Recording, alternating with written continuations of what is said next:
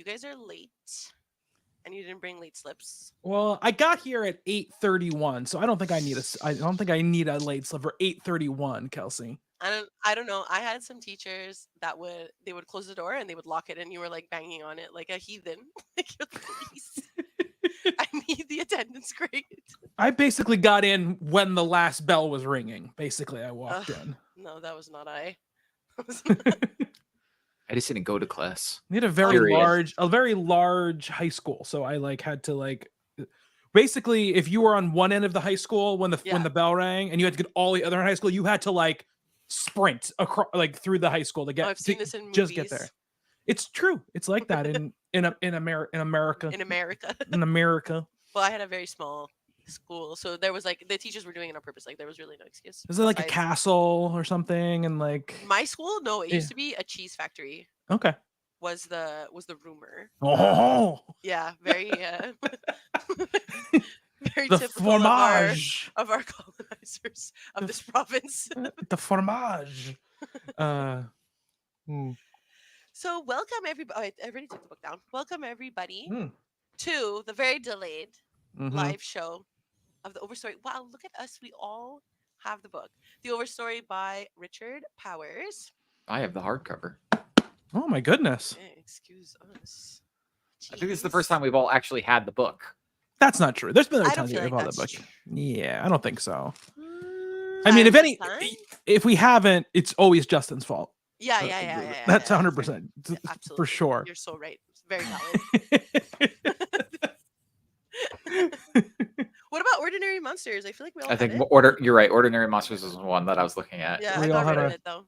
Of course, the one that we all most wanted to own after having read it is the one we all had. It's okay. It's going to better hands at the Value Village. It's in my it's in my to donate bin, which you can't see, but it's back on that shelf.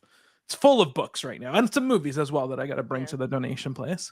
I like donating. It makes me feel happy and like someone's gonna get it and be as excited as I was, and maybe keep it. Yeah, exactly. I have no when I pretty much when I buy a book, I'm like, even if I don't like this, it will go somewhere else and someone else will be able to buy it for cheaper. Same. My parents don't get it. They're like, yeah, like, why don't you own everything that you spend money on? And I'm like, because I don't live in a house anymore. Yeah, exactly. Let me tell you, living in a house doesn't solve that problem. Exactly. It's just say you didn't read, parents. It's okay. Yeah, it's okay. I brought probably 200 graphic novels to my library on one Saturday. They were not pleased. Why? Because it was a lot of boxes. Okay, I feel like they're complainers. They should be grateful. Isn't there issues with the American public library system? And they should it depends grateful, on where you are. I guess. When you are. The New York Public Library, though, there was all that stuff about their funding being sorely reduced. Everyone complained enough, and it got restored. So exactly. They can actually be open on the weekends again now, which is it's crazy that was going to happen over the weekend. Our library here is actually pretty well funded, I would say. Our school system here, the Longwood Public Library, is pretty well funded, I would say. I think even here the English libraries are getting more funds. Originally, the English sections were a lot harder to find books, and especially online, on Libby, it was difficult to find audiobooks and stuff. A lot of it was ebooks because it's a lot easier to get English ebooks here. But now they're getting more and more English library, English copies for audiobooks. So It's been very, very nice to know that at least the English language is being funded, despite trying not to be. Your Providence's constant war against it. Yeah. So speaking of revolutions and loving the world, who wants to give a synopsis for the Overstory? I feel like Justin's face means it should be me who does it. Okay. I'm guessing. Okay. I mean, I was I really hope it's not me. It's a hard book, right, to give a synopsis of, because it is not really what I call a plot, a plot forward book a lot of the time, but I will do my absolute best. So the Overstory is a story about, I guess, the things that connect us all. And in this case, it is nature, most specifically trees, that there is stuff going on below the surface, that we are connected in ways that we just do not see or understand. And so is the world. And it's a story about a set of people whose lives start out very separate and then interconnect and then separate again in sometimes very dramatic ways. And it's an environmental fable. It's, an activism tale. It's also the story of just kind of like living life in the world, and how we come to grips with how much there was before us and how much there will be after us, essentially. And it's really about the way people and things change over time, I would say. Well done. Yeah. Better than I could have done it. I mean, I wasn't going to go into all the characters and stuff like that, because that would just be basically going through the whole entire book at that point. So, yeah. So our favorite part, and Mhm. one that I have been eagerly anticipating, are the ratings. Okay. So Justin, you go first because you're to my right, left. 5 stars.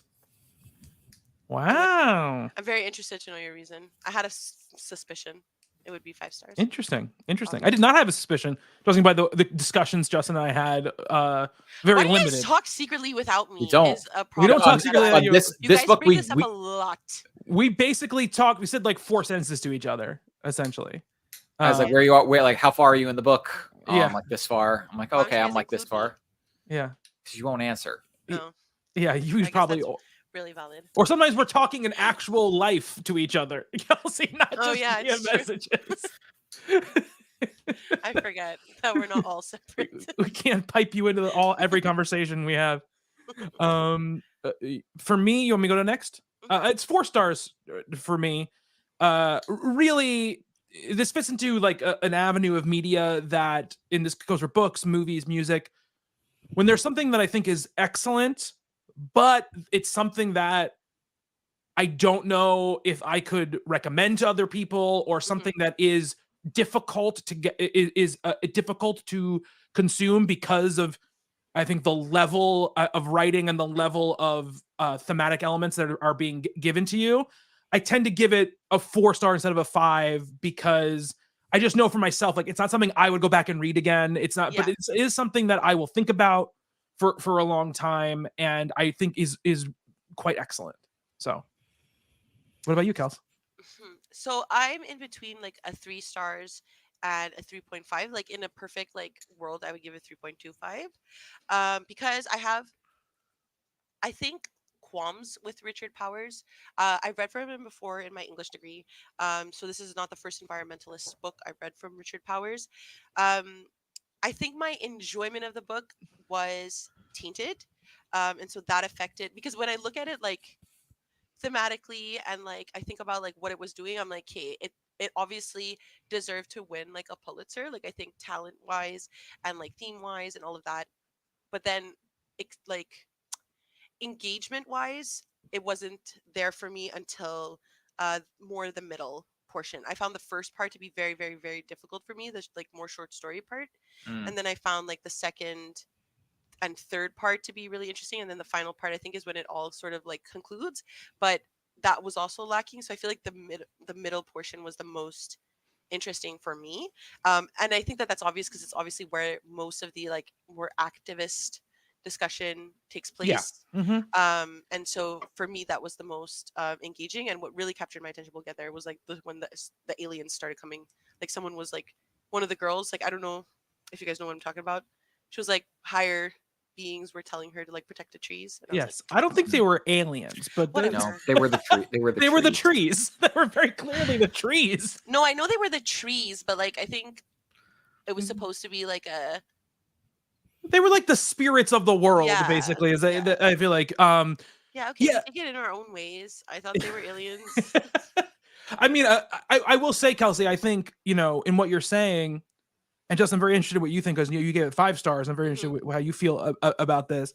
But, what I said to Justin was, when we were talking about the book, the very low we talked about the book, I said, I didn't say how I felt about it. I just said, this is a grown-up ass book, right? This is Yeah. not This is not a let's spin a fun yarn about, you know, people who move into a haunted apartment in New York City. And yeah, there's some like underlying like trauma, like ideas underneath it.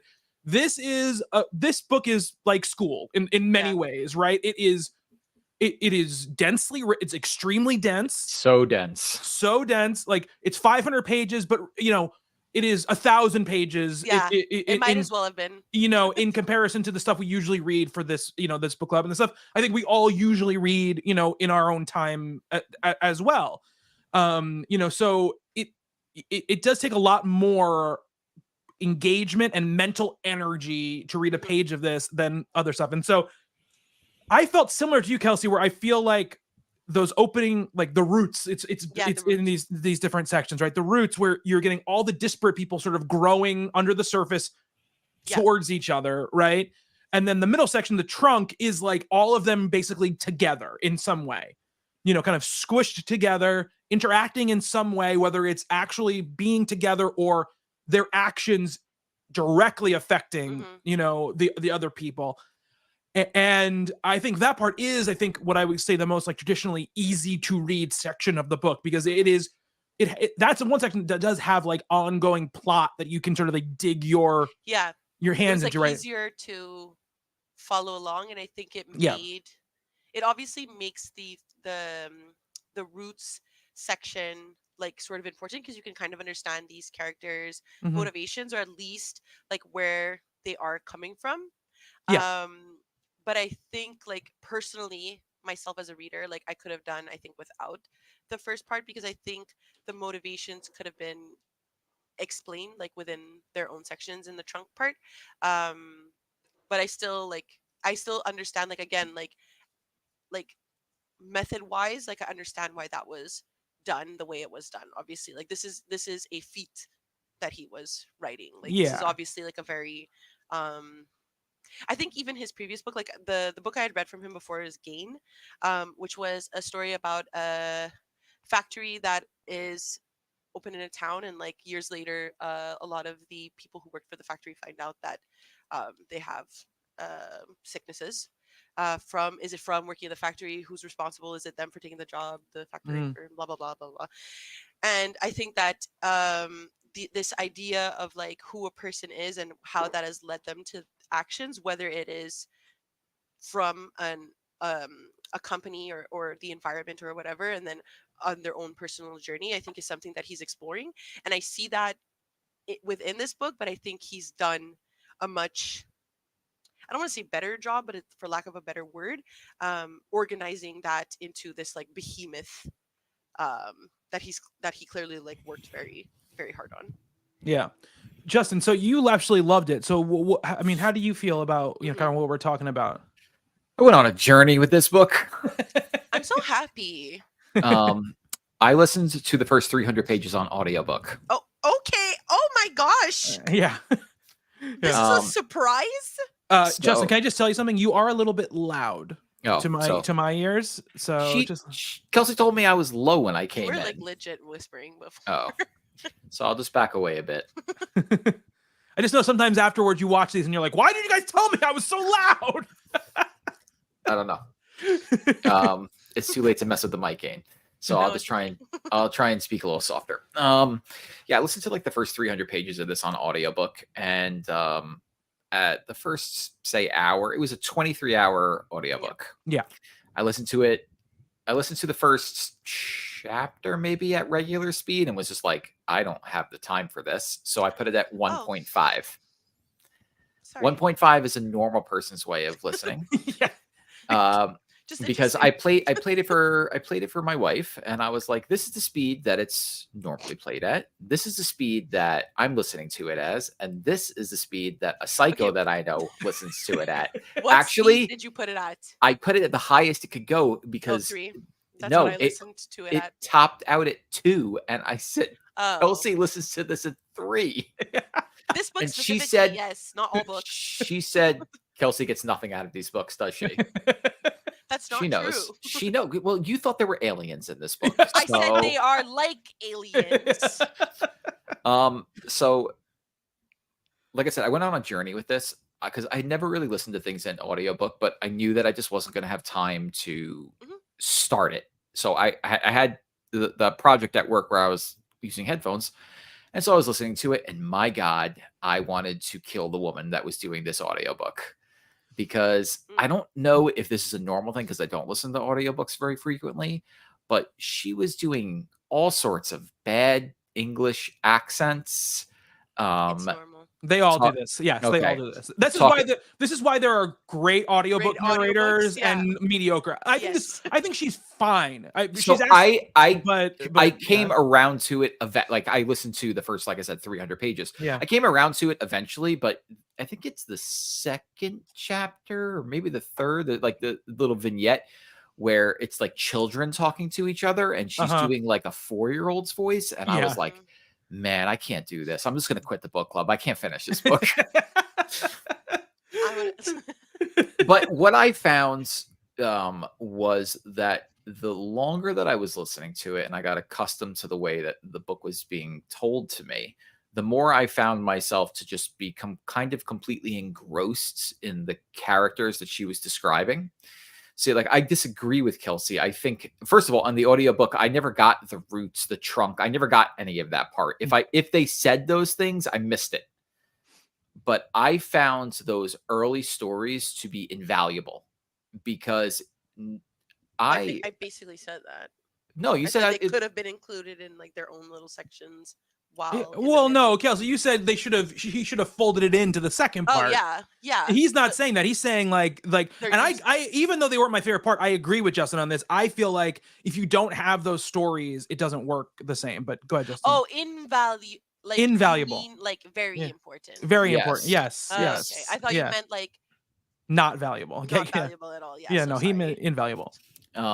He meant the word that he said, Kelsey. The correct use of the word that he said. No, it was my fault. Somebody write this down. This is the first one Kelsey's. Justin's going to go in the archive of this and cut this out and clip it and just post it every time you give him sass in our group chat. Me admitting I'm wrong. Good. So lately with the books I've been reading, I might have mentioned this on the last book club, but like, I'm not reading the back cover anymore. I'm like, this was on my to read for some reason. Yeah. So I don't remember why, but I'm going to read it. Mm-hmm. And so I did not know that these characters would intersect later. I thought I thought literally the whole book was just going to be vignettes, just the entire time, about how all these people are connected to nature in one way or the other. Like when the first story ends with I think the parents and the grandparents dying, I was just like, woof, that one went out in a hurry. Like that one ended out of nowhere. And some of them I was like, wow, this one ended like, it felt like in 5 pages, but I was like, I'm here for the ride. Later, when the characters really start intersecting, I was like, oh my goodness, how wonderful. Yeah, I was like that too. Because I didn't read it either. And I had the same reaction. I was like, that's the guy whose parents died in the cabin. And I found it to be beautiful in a way, like the way, like I haven't read any of this author's other works, but I think that you can tell that there is a definite difference in some of the other books that we've read and the way that this book is written. Mm-hmm. Yes, because it's like I forget the second character's name, the girl with the 2 sisters. Mai. Yeah, Mai. Mia or Mai? Me.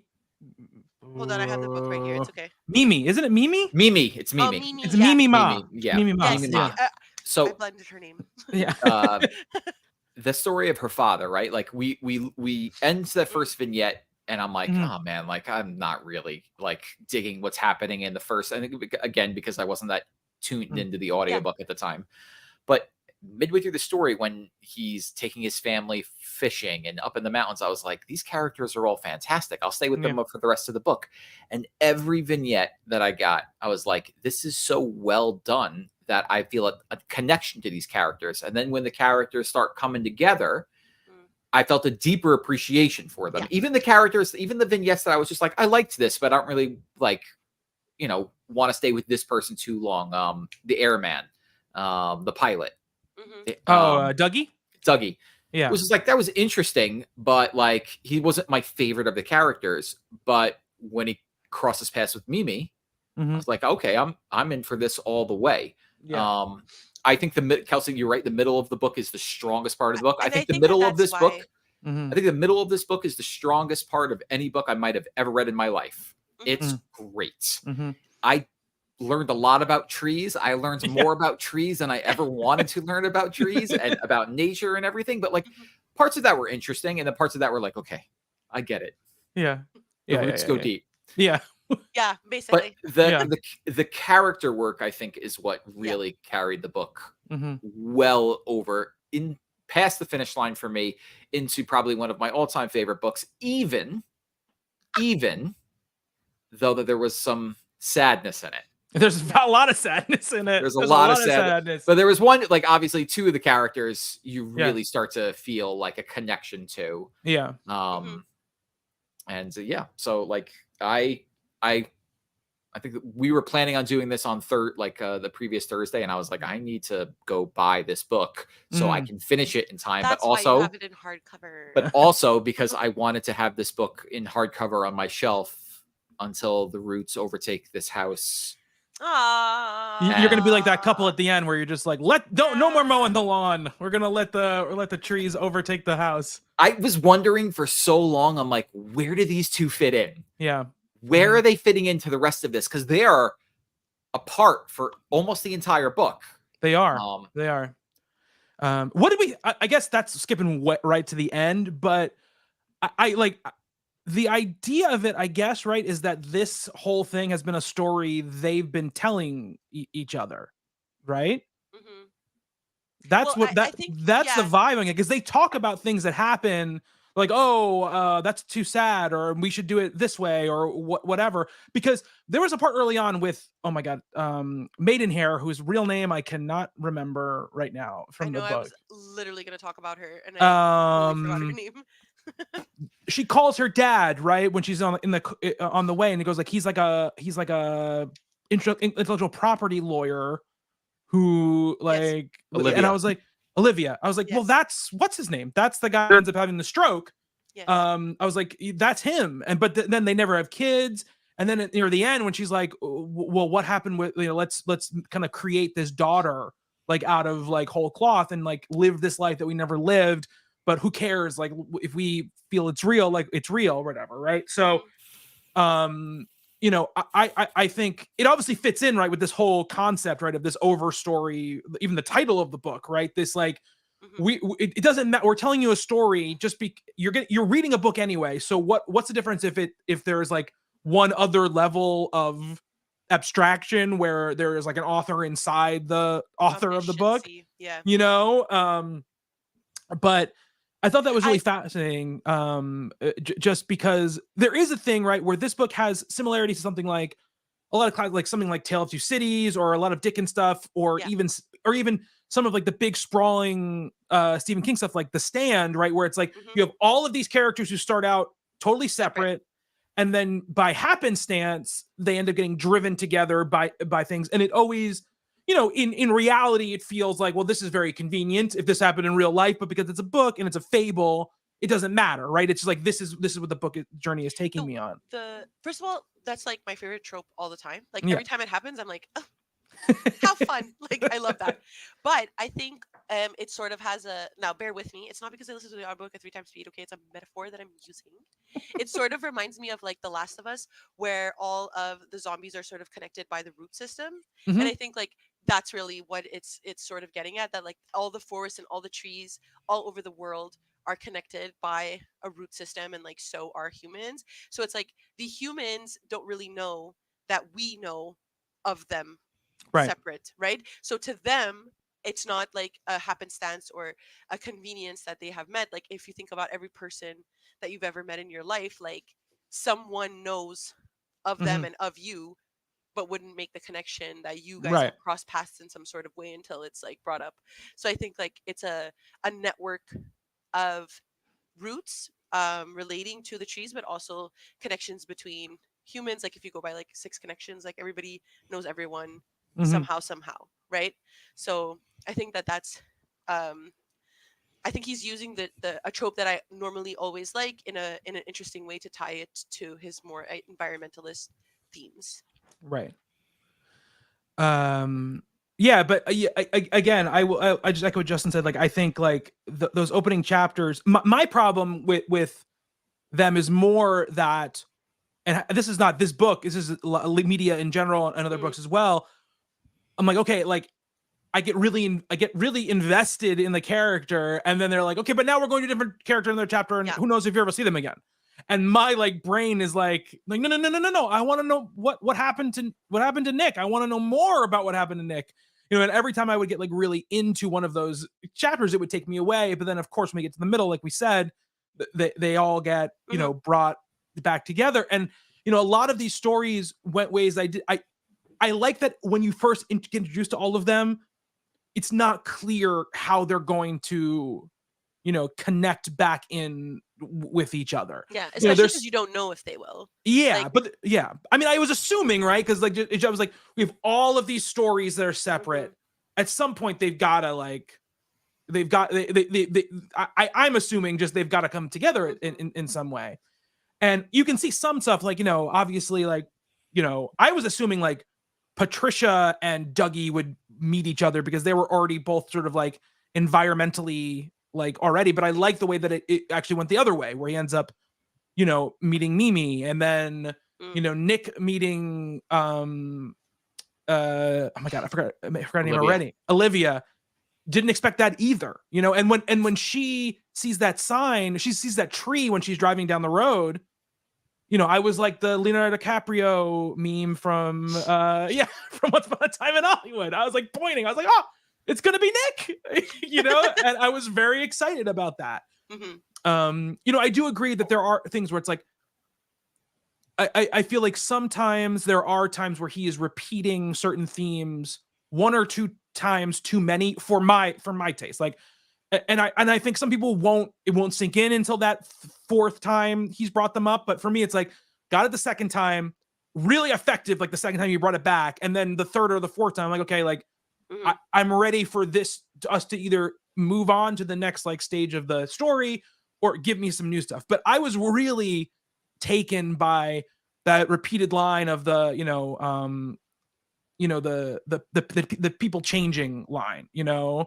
like the time changes people sort of idea, you know, become something different. Like that whole people thing. become something different. People become something different. I really liked that recurring theme a lot. And it really spoke to me. And I was really engaged with, it's one of those funny things where you don't, like you said, Justin, some things you don't think you're going to be engaged by. When Patricia is talking about why it's important that like log, the dead log, stays on the thing, I was like, sing it, sister. Like I am Patricia's my favorite character for this. She's great. I'm like in for it. I'm like, yes, tell me all about this log. And then he does such a good job because in that sometimes he doesn't really explicitly tie it in with another thing about like, this is also a parable about, you know, just about like what we as people can do, like what our legacy is, what we were able to like move forward and push forward. I like how that sort of is tied in there as well. I love that stuff. So Kelsey, your favorite character was Patricia? Absolutely. I don't know if it's because I sort of related to Patricia. So in one of my university degrees is anthropology. And in Canada, obviously the degree of anthropology has changed over the years because of just the Indigenous communities and the involvement that Canada has with apologizing, reformations and stuff like that. So a lot of it sometimes comes down to more environmentalist studies of anthropology and the way that humans in general engage with the environment around us. And so there were a lot of classes that I would take on not forestry, like I wasn't learning how to like check the best, you know, tree.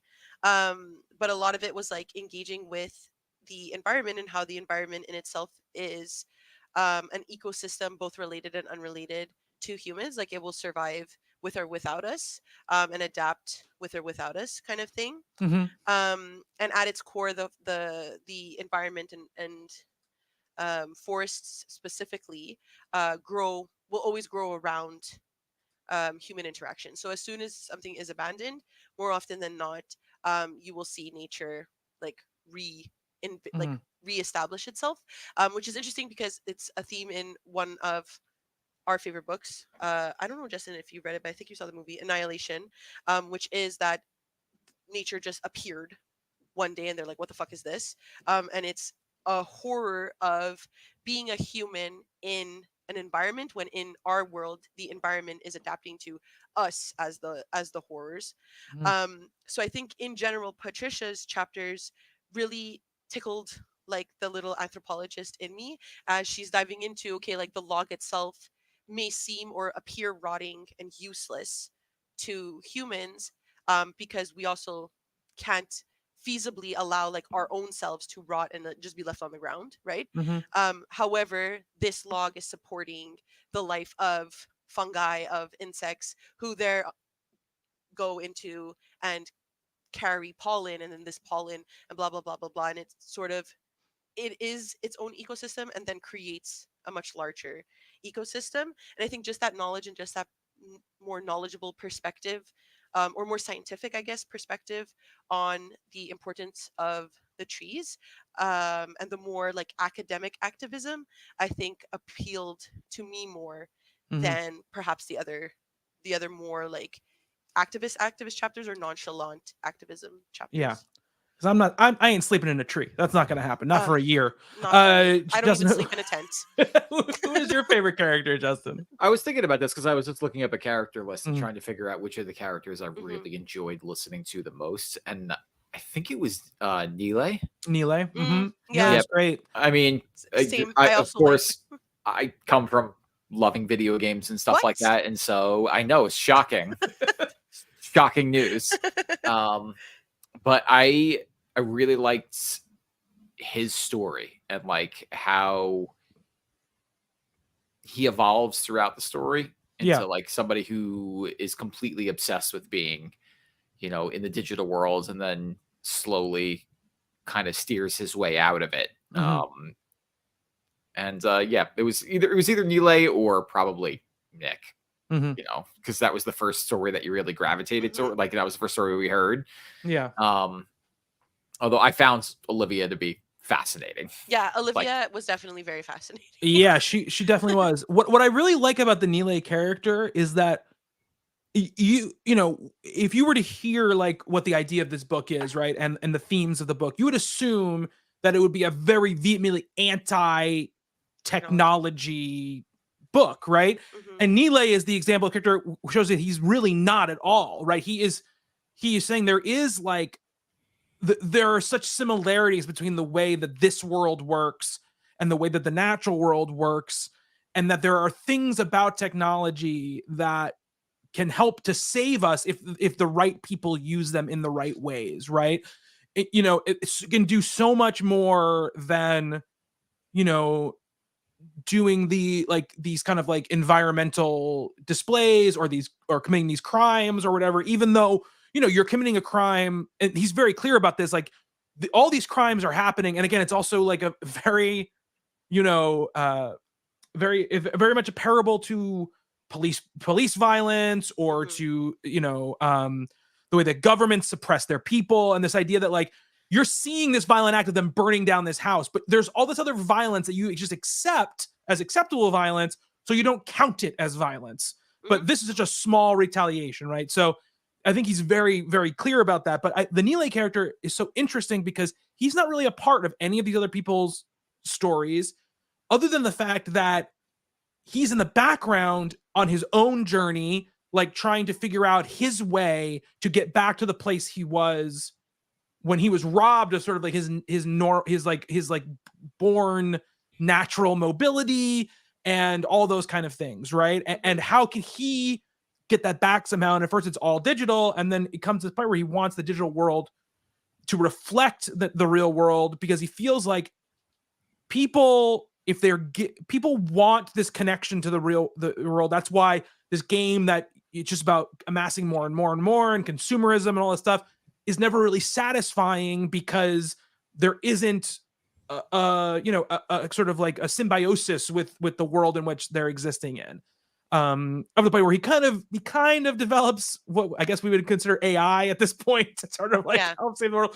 Which obviously this book was written, a few years ago, so it was before all that stuff was in the news. But I found it very Yeah. fascinating. I also find it fascinating, Justin, that the first game he builds is basically No Man's Sky. Like not the first game he builds, but the first like 3D game he builds. Wow. TBT.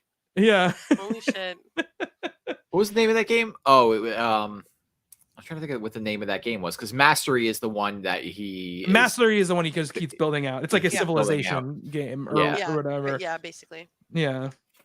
Also, he was extremely relatable. I think there was like one line where he was like, "Oh, people are complaining about my game," and I was like, "Ugh, bro, I feel you so hard." He's like, "People want more," and I was Yeah. like, "Yeah, I know. It's really annoying." Yeah. I was like, one little side note where I was like, "Ugh, I get it." Yeah. And it's funny, right? Because he goes to that journey, right? That I think a lot of, if you're familiar with the game design stories of, people from like the early computer game games, like the people who create Doom and those kind of things, where they start off sharing their stuff for free, and then Yeah. and then eventually turned it into a huge money making enterprise. This is sort of, told in a way that's, meant to be like, this is what the goods that could have come out of these people sort of making all this money and having the money at their disposal to do good things. Yeah. Obviously, we know that none of those people did this, and that they all mostly became terrible monster people who just wanted to make more money. But Nile is very fascinating, for that very reason, and the reasons why he's doing what he's doing. I also Especially found it, when he showed his dad. oh yeah, it Like was so sad. yeah, it was so like beautiful, and I think it's like Mm. another tie into like not creation necessarily, but existing in a world and like appreciating it, whether it's outside or like created for two people to like sort of bond over. Yeah. It's just like it's Yeah. appreciating the environment that you're in, technologically or not. Yeah, absolutely. What I did think was really cool too is that all these the root stories, a lot of them obviously deal with lineages, right? You start with people who are not the characters that we're going to deal with, and you start with like their roots, right?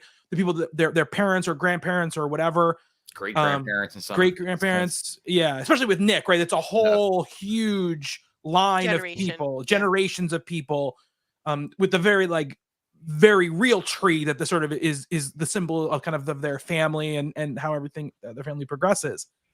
But what I really liked was, these stories, like with these kids, except for like one or so of them, they didn't have like shitty parents who hated them and treated them terribly.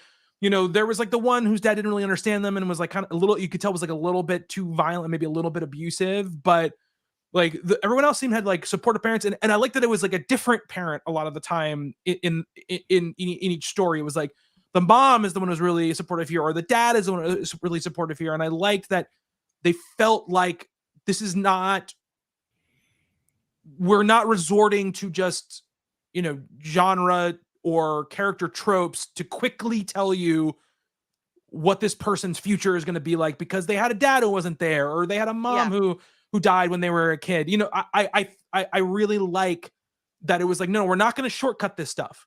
Like, yeah, these are building blocks, like these matter, but these aren't the only thing that matters in the development, of these people. Yeah, especially with like a character like Olivia. Yeah. Like I think their extreme activism, or their like not delulu, but like just thinking that she's placed on this earth to like save these trees, right? I think could have been met with such like hostility that would have pushed her more towards this. And I think having this discussion with her parents that are like, hey, like you could just come home, like it's okay, you don't have to like go do this thing if you don't want to. And they're not necessarily like understanding, but they're not hostile either, which I think was like an interesting way to have this character, because I think more often than not you can sort of pair this extremist, like typical like liberal kid that goes to college and like comes back and they like ruin their parents' lives, kind of like trope that could have been there, like of an environmentalist extreme kid, and instead have this like discussion where she really believes in it and her parents are like, you can come home, like you don't need to do these things, and she's like, no, peace out, Girl Scout. Like, I'm gonna go do this Actually, thing because the trees want me to. actually, in that story, her and her mother connect in a way that they've probably never connected before. And they said Yeah. that there was like I forget the exact wording of the verse there, but it was just like they said things to each other that Yeah. neither knew that they were going to say, and it was like it was more than just understanding. It seemed like it was catharsis in some ways, or like just a very beautiful moment. Yeah, I think it was really refreshing to not have that typical like hostility from Yeah. from parents. From parents. When I they don't have understand more what you're doing, activist you know. kids, Yeah, exactly. I mean, Adam was really the only one, right, who had that, right? Like he was coloring the ants and stuff, and people and they were like, "What the hell are you doing?" Like, you know, that there was kind of like that vibe to the whole thing. Yeah. You know, and I like that, you know, these ideas, right, that all of them had a connection to trees, right, when they were kids, in the ways that, you know, especially, I mean, I don't think it happens as much anymore, but like when you're a kid, like trees are like kind of amazing to you, right? Like there are these giant things that you can climb, that you hide in, that you know, you spend a lot of time interacting with, that when you're an adult you really don't anymore. And I thought that like Adam's story was very much like that, right? About the person who sort of like pushed that stuff away to sort of pursue this other thing, and then ends up falling harder back into it than just about anybody at a certain point for him. And I like that it's also through his own sort of interest. Like in the beginning it's sort of twisted, right, where he's like sort of investigating like why these people behave the way they do, and they believe in the trees that the way they do, and then he ends up being one of those people, despite maybe trying to be like more intelligent, because he's coming from this like more research background, and he's like, oh, psychologically let's figure it out, and then ending up to be one of those people. And it's sort of like, it, if you are passionate about something enough, like it'll always be there for you and come back to you. Right. Yeah. Absolutely. It's I think my it's tough because like I really like Nile as well. Patricia was great. Yeah, I mean, I think it might be Nick for me, just because I really responded to that. It's a lot about that opening chapter for me that I really grabbed onto. You know, this idea. I love this idea of this family who seemingly should not have had these like artistic pursuits, you know, that they went on. They were farmers. They were, you know, they were really working like they're to the bone all day in a time where it was very, very hard to survive.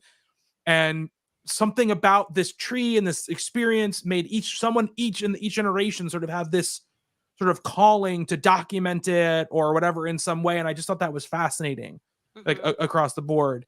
So I think the whole idea of Nick's sort of like journey across the whole story and where he ends up, I think, you know, there's that thing at the end, right, where he's like building that sort of art piece or whatever in the trees with I don't know who they are, right? It seems like there's something mystical about who they are. Oh, right? definitely, yeah. There's definite hints of. Was it so far fetched for me to think it was aliens? Like, I'm sorry. Well, no, I think they're sort of like embodiment of those spirits that she sort of brings up. Like they're like more like physical, like his way of seeing them and talking to them. Like, I agree with you guys. I just feel like you shouldn't have been so. Kelsey, she sees them when she dies. Okay. yeah. And what do you know? What do you know about what you see when you die? I don't know anything about it, but I think the book is. You don't know. I think she kind of calls them spirits as well throughout the book. Yeah, what I think is interesting about her is that you don't get her backstory before, and that's why I think there's some element of this of her. Again, everyone's real in the story, right? But this idea of, you know, that couple, you know, telling the story really makes sense when you look at her. We look at her character, because everyone else you get like, who was their dad, who was their mom, who was their grandfather, who was their brother and sister, what was their whole entire lineage, right? Leading up into when you see this moment happen to them. With her, it's just like she's coming back in her semester's almost over. She just got divorced or whatever. She's real horny, and then she gets electrocuted and dies. That's typically how you want to go. Really, go. really engaging. When she died, that Yeah. like that second, I was just like, "What the fuck just happened?" And then the next page, it was like, and then her heart restarted, and I was like, Yeah. "Oh, okay." Yeah, yeah.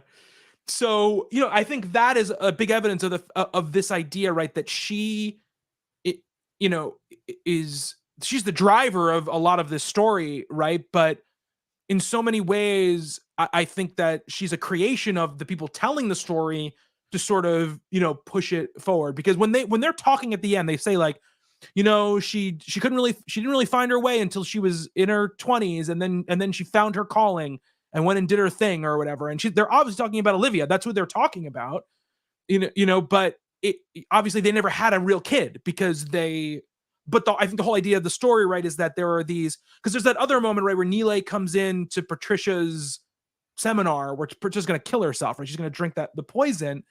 And there's this moment where she says, like, in one version of the story, you know, she drinks it and she dies. And the other version of the story, you know, she survives or whatever. And they went with the version where she survives for this. So I think that idea, right, that there is something that we can't even see right until the end that's sort of holding this all together, I think is really fascinating, because I think it fits into the overall theme of the book, right? That these people have sort of sacrificed a lot of what of their beings in both physically and mentally, and and something's being created out of that, right? I think Patricia's real, obviously, because like, well, I say that, right? But this is another thing that I think is interesting that happens in this book, because she says the name of her book, right? The book that she's publishing or whatever. And then when I can't remember their names. So I can't remember the name of the couple, the Ray and Dorothy. Ray and Dorothy. When they talk about the book, it has a different name than the book than the title that she says. So he's bringing it up, right? He's bringing up the idea of what Patricia said, the trees can talk to each other, blah, blah, whatever. And he thinks it's like hooey or whatever when he's younger. And then he sort of like, it kind of warms up to it. But again, when the book has a different name than the book that the other characters talk about in their sort of version of the world. So I find that to be kind of fascinating. Yeah, that's really interesting. I think of it as sort of as like this idea of the overstory, where like a lot of stories that are created, and often the first stories in the world were oral, right? And were created to sort of like explain a lot of things. And I think that this is sort of Ray and Dorothy's like oral telling, and they're sort of making sense of this story that they have. And then we, the readers, are like, I think there's a lot of like meta in this, right? Because obviously, like, we are reading something that was chopped down from a tree. And then this chopped down version of a tree has stories in it. And then this story was also created by these characters that are in this chopped tree that have created a story that they are going to write into a chopped tree. Right. And Yeah. so I think it's like really interesting when you like look at it, and I sort of like look at the title. Like when I finished it, I sort of like looked at the title very interestingly, because the whole time I was thinking about how interesting that we are reading a story literally from a tree about trees. And then we have this like extra like overlordy type of element to the story that's much more meta than just the fact that I am holding a tree in my hands. I also need to get water. Okay. Continue talking. All right. A lot of that part just somehow flew right over the cuckoo's nest of my brain. I mean, I don't think. No, I'm right as you guys are talking. I'm like looking up, like, is Olivia the daughter of Ray and Dorothy? Like, just like, how did I miss this? And you know, a lot of it, like, some people are calling this like the understory of the book, where it's just like a hidden little narrative thing in there for you to catch. Yeah, and I just didn't catch it. It really is dropped in like a few places. It's not something they spent a lot of time digging into. The only time it really starts to become really like very on the nose is right near the end, because I believe, I can't remember which character it is. one of the characters is going to die or one has a really bad time, and then Dorothy and whoever react to it in the next like section. They're like, oh, that really is like what we're going to do. Maybe we should do it this other way. Like that's the only time that it becomes very on its face. Yeah, it was so subtle that like Yeah. I was like, I don't understand what they're talking about. Mm-hmm. For like a good, like I was like, and then like when you think about it, it's like they were actors and screenwriters and like very much like creative people, that you're sort of like, okay, it makes sense, like this is all like a play that they're sort of talking through kind of thing. Yeah, absolutely. I think I like this. I was really excited to have this conversation because I think it's a book that just is full of conversation points, right? And from my taste, right? I think you could shave some pages off of this book and still get across everything that he wants to get across, right? Like I think it would make it easier for more people to read it, I think, which would be really great because I think it has some important stuff in it and is really quite great in so many ways,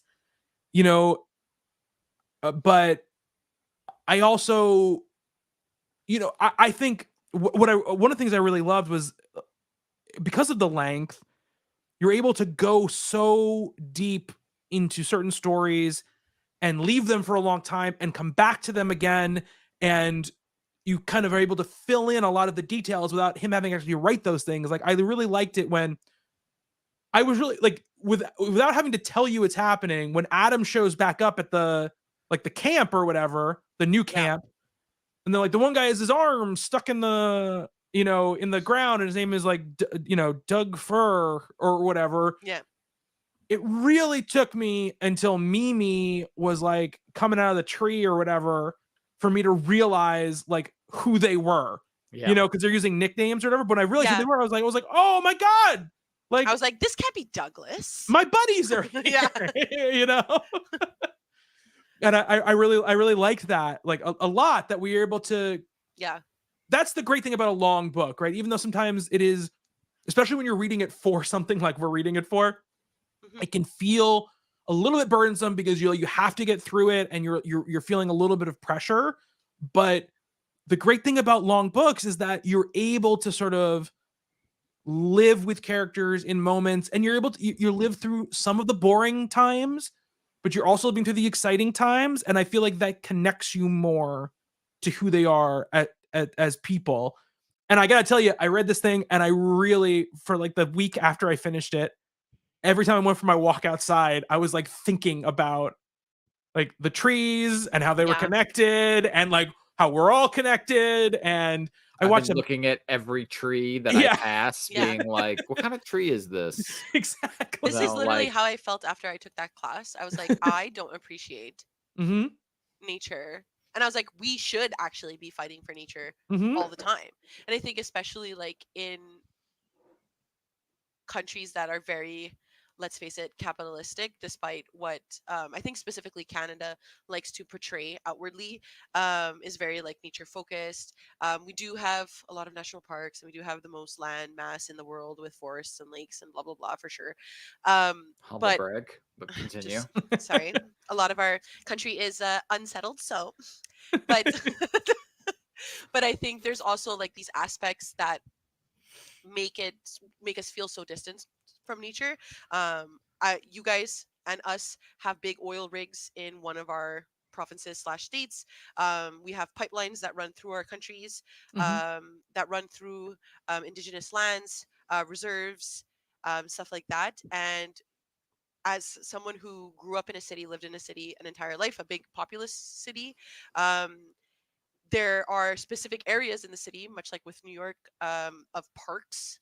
But often these are like created spaces by people who work in the cities to have these things. So a lot of urban development have departments that we understand, even at a capitalistic city, shove everybody in there.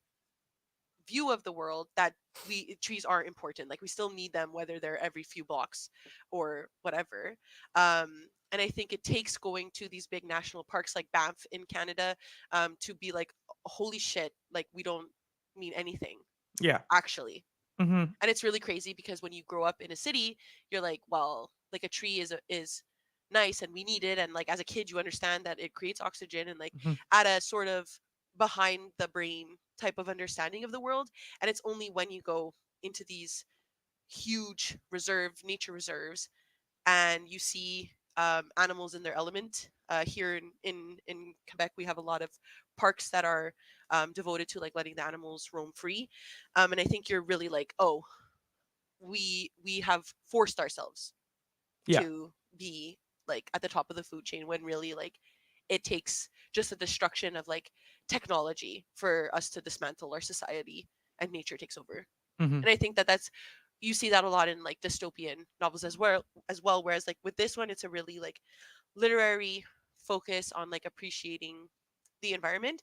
But when you look at more genre fiction, like a lot of dystopian end of the world things is really only dystopian end of the world for the humans, Right. Yeah. because nature just takes over and it's like, okay, peace out, like, and we just have like forests and branches and ivy like around huge skyscrapers. And I think that that's like a very telling image in my head when I think of like the end of the world. Like I do see like just skyscrapers being run by roots and plants and stuff.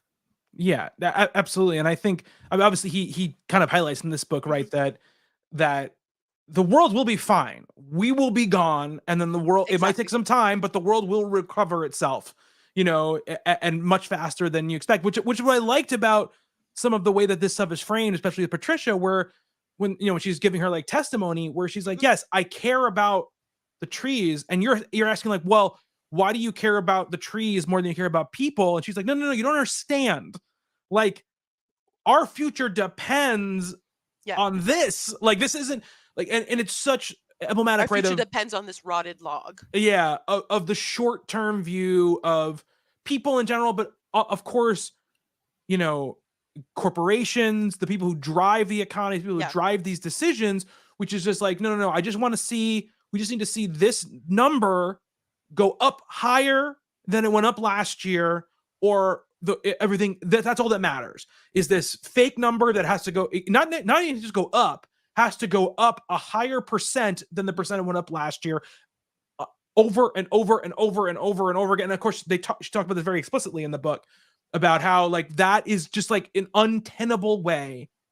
Like, you're writing checks, they're gonna come due, and when they come due, you're not gonna have what it takes to pay them, and then you're gonna have to deal with some very, very hard, you know, truths. And I like that they bump up against these things where it's like these people who work at these logging companies, these normal people, are like, look, you're destroying my life. Like, this is Yeah. how I make money, right? I And it's feed my family. yeah, and it's about this way that how like living in capitalist society drives you. There's no ethical way to live in a capitalist society because you have to do what you need to do to survive because of the rules of the world that have been set around you, and no one person can break those rules apart and down. You just can't do it. So you have to do your best to live within that, you know, that framework, but Hmm. eventually, like, you're gonna have to make decisions you don't want to make or that aren't the right decisions, right? And I think that happens to everybody in this book, right? Everyone has to make compromises.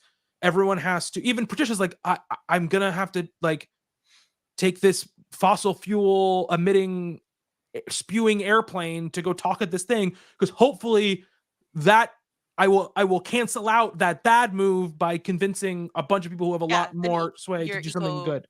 yeah, Yeah, your environmental footprint, yeah, yeah. in a way. I think it's interesting, even like when you look at just the cover itself, the trees on the cover are so ginormous and the Hmm. forest is so big, and the only like inkling of people on the cover are very, very, very, very small. Yeah. And you have to really look for them Hmm. to notice that they're even on the cover, and the first thing that you notice is the trees, right, is the forest. And it's sort of like, I guess, a when you like, when they say like, if you look at the history of the world in a year, like humans only came on Christmas kind of thing, Yeah. like that's really like I think a good like visual example of what this book's entailing as well, where it's like humans are actually like so small, but we've done such a detriment Yeah. in the small time that we've been here. Yeah. I mean, they use the day metaphor, right, in this book. They about like basically we show up at like 11:57 or Yeah, whatever, on the day. exactly. If you look at it in a day, If yeah. you look at it in a day or whatever it is. And it did sometimes it made me mad. It made me depressed sometimes reading Yes. it, being like, they're like, basically like, you're fucked. We're Yeah. fucked. Like there's a bunch of that. And it made me very upset at times. But I think, like, this is why, funny enough, why I liked school so much, right? Is that, you're forced to engage and consume things that maybe if you were just doing it on your own time, Yeah. you wouldn't normally, right? And like, if I had just been like, if I had bought this book and was reading on my own time, I'm like, I might have dropped it somewhere in the opening section, just because, not because I wasn't enjoying it, because I'm like, I just, it's hard to get through it, right? It's a lot. It's a lot. But there are just times, right, where that is so valuable to have to do that, to have to engage with something that isn't entertaining, like, quote unquote, in an obvious way, and to really just live in that kind of thing, I think can be very important. And that's what I really appreciated about this book. Yeah. I forgot what reviewer it was, but they called the book darkly optimistic, which was just like, yeah, these trees are going to be here well after we all die. Yeah. And I think that was the thing that stuck out to me the most, right? About all the science that this book laid down. If you just calculated the amount of times that they talked about the actual science of what's going on with nature and trees and stuff, it would have to be like, I don't know how many chapters, 3-4 chapters of just like straight science text. If you condense it all into one thing, for sure, right? yes. But the thing that I really just struck out to me the most was just in a similar way that you guys are talking about how humans showed up, is just the length of time that these trees stick around, hundreds and hundreds and hundreds of years. And like, the seeds of the redwood, like the redwoods now came from seeds of trees that were here before the dawn of humanity. Like, it's just like crazy things like that just really made me appreciate, of all the science and stuff that we got in the descriptions of what's actually happening around us that we can't see. That was the thing that stuck out to me the most, just like the length and like what the trees see and what goes on around them and things like that. And when I think it was the chestnut, Nick's chestnut is dying. Like I felt that loss. Like, oh my God, this is like a titan passing. Yeah. Like people should come and mourn this thing because it's been here since before there was automobiles and things like that. Yeah. And we sort of like, I think there's also like a personification that happens when you're reading it this way, because obviously you feel more attached reading it like in a like literary fiction novel. Like it's written in a way to like pull at your heartstrings.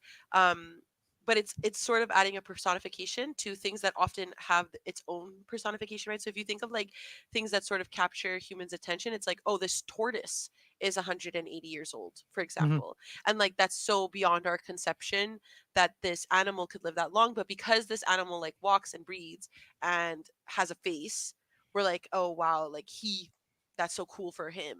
Wow, this tortoise is crazy.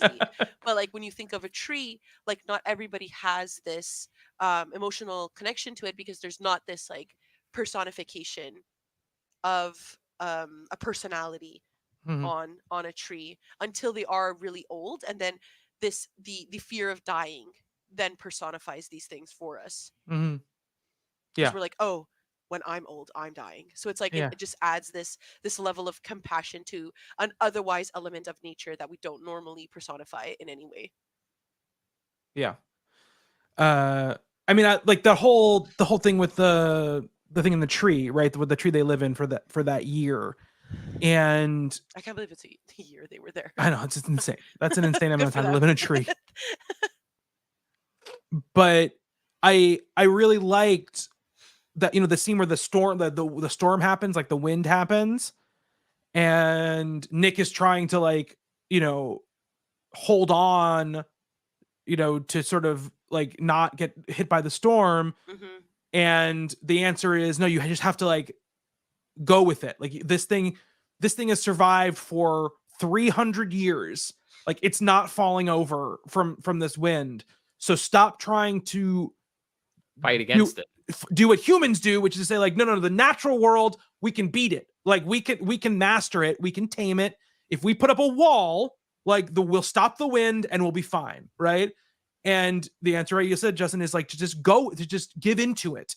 Like be at one with whatever's happening around you and let it happen. Cause that's just, you have no choice. You're the idea that you have a say in this is a false idea, right? It's an illusion that you give yourself to make yourself feel better, to make yourself feel more, eternal, to make yourself feel safer. But it's just all bullshit, right? There's not here. Like you can't do it here. And in fact, it's going to lead to your death if you do it in this scenario. And then the way that they illustrate what happens when the trees go away, first it's just sort of this idea of like, yeah, like this ground is like this ground stayed where it was because all these trees were here. Mm-hmm. And now these trees are gone. So what do you think? Everything's going to be exactly the same? Like just because the moment you cut them down, like the mountain didn't fall apart. So, everything's good. Right. But, this idea, especially when Nick is living in that, was it Nick or Dougie that's living in that little house when the landslide comes and like destroys that? What? I think it's Dougie. I think it's Dougie. And it basically destroys his house and is going to destroy his neighbor's house, and he saves his neighbor. And then the only thing that stops it is like those couple of old trees, right, that are sitting there, and they're all marked for destruction, soon. And so if those trees aren't there, the human civilization gets wiped out. And it's like this an inability to see how the things connect with each other is maddening, because it's so obvious to everyone when you're reading the book, right? It's so obvious to you when you're reading the book, but you also know all the people who stand against them. You've seen those people on TV a bajillion times. The people who are like, oh, it doesn't. Well, yeah, the world might end in 20 years, but what about the shareholder value? Or even in more extreme ways that like, oh, the holes in the ozone layer aren't real. Like, we're fine because we've always been fine, kind of thing. And it often comes down to like white male like establishment of power, right? And I think what's really interesting about this book is that Dorothy and Ray have implemented this like mystical like womanly figure in order to be the catalyst of like, we're going to protest and we're going to save the trees and like this and that. And often this belief in like the environment and stuff like that is perpetuated often by people who run high value capitalist companies, and those are often white men. And I think what's really interesting in this book is that you have Douglas join and you have Nick join, and these are like sort of encompassing of like everybody being involved, which I think is really interesting because the lives could have went either way. They could have like been more like finance bro and like part of like these shareholder like needs, and then also that Ray and Dorothy have chosen of a female character to push forward this more activist um ideology, which in a sense could also be a criticism, right, on Richard Powers' part, that it's like, oh, of course the more like caring for nature is going to fall onto like a more empathetic individual, and the empathetic individuals are often the women. um but I think it's a criticism in itself of our society as well. So I think that's a nice like other layer to sort of consider of like, at the gist of it, like it's often capitalistic societies run by people in positions of power that will perpetuate this idea that the environment is fine, even though they themselves probably do know that it's not. And it's how Right. much society will care of what they're doing to the environment, and Yeah. how that will affect shares rather than the environment itself. Yeah, absolutely. I mean, there's that moment, right, where they're like, oh, like we've heard that the president is like knows about our group and is sympathetic to us, right? And then like when the troops show up or whatever, or the police show up, and they're like, well, we just have to wait it out because the president, the president's gonna blah blah blah. And they have the realization that no, this isn't like an absence of like government approval. Yeah. This is because of government approval. Yeah. Like this is happening because the government said no, we need to get these people out of here. Like this needs to get done, right? The no more messing around kind of thing. Yeah, And like a big scary dad. yeah, exactly. And in all these instances where they're kind of thinking, and we know the history of environmental activism in general, and that so many times these people, like they'll have moments where things stand, and then they seem to always get swept away, right, with the current. And you just know every time they set up somewhere or do something, like this is not ending with this thing surviving. Yeah. This is not the way that, unfortunately, that's going to make a difference. I know for you guys in the States, there's a two-party system, but in Canada, there's different parties that you can vote for. Mhm. And one of the parties that has seats in our parliament is the Green Party. Mhm. And often the Green Party has the lowest amount of seats, right? Because at the end of the day, what wins over is the way that our money will be used Yeah, of over course. other more liberal ideas. Mm. And what we're seeing right now, I think also is what's very interesting. And I think we're reading this book at a really good but scary time, is that the care for, or the empathy for others, and therefore the environment and the empathy for the world, is coming at a time where people are extremely underpaid, housing crises, just a bunch of crises. Mhm. And that's causing people to lean extremely far right. We see it ravaging across Europe. It's happening in North America. And I think a lot of this comes down to this fear that the government has and perpetuates, especially more conservative parties, about loss of money. Socialist ideas cost you money, cost taxes, cost this, cost that, and you're going to be just as poor as the person that you're paying to help not be poor anymore, kind of belief. Mhm. And I think that always comes at a cost of, if we cannot be empathetic to humans, we can't be empathetic to something that we have no face or value to put on. Mhm. And I think money, interestingly enough, always comes at whether it's shareholders or the individual, above anything else. Yeah, absolutely. But and of course the very ironic thing about this, right, is that it's going to cost way more money in the long run. Of course, but we don't. But It's not of the interests of these higher powers to yes, sort of explain that. but I'm saying, like, it's just one of those things where it's just this constant delusion, right? And I think as much of what this book is about, right, is this delusion that people put themselves under, that somehow they are apart. We are apart from nature, Mhm. right? We are. There is nature and there is us. There are animals and there are us, but we are not the same, right? That is the delusion that we've been raised to live under for most most of our existences.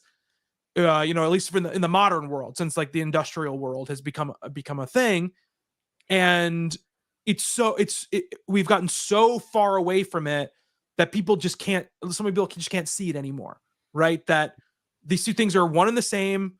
Like there's nothing you can do. Like we've seen it, and even with evidence in front of their eyes, no matter how hurricanes get worse, all kinds of natural disasters get worse. There's only billions of dollars of damage, lives, countless lives lost. People just can't. Yeah. But it's still like, yeah, but like, I don't want to pay an extra 15 cents for this thing if it's just because it might be better for the environment, and it's like this is the thing that we constantly run up against. Yeah. Obviously, it comes from a lot of places. It comes from, just I think inborn human sort of nature, but also because we have leaders who don't want to lead really. Like they're not really interested in these big, hard, complicated questions, right? Yeah. They're interested in being reelected. So it's about, what can I do to, entice people to vote for me? And the interest of the loudest voices as well. And nobody wants to hear, look, guys, it's gonna be tough, but we gotta do this. So in 20 years, there is still something to be arguing about, So I think, and again, I think that's a very big idea in this book, right? Is very much that. And Patricia's character who's pretty much just given up on it, right? She's kind of like, no, this is it. Like, I'm not gonna fight for this part anymore. Like, I'm just gonna prepare for the next part, And I think a lot of people end up becoming Patricia, because like I often make a joke like, oh, my most boomer opinion is that I hate that we've gotten rid of single-use plastic in Canada. Like, it drives me up the fucking walls drinking out of a bucatini pasta at a coffee place. Like, it drives me up the walls. I just want a straw and not a glass that deteriorates how long I am standing outside. Mm-hmm. It is my most boomer opinion.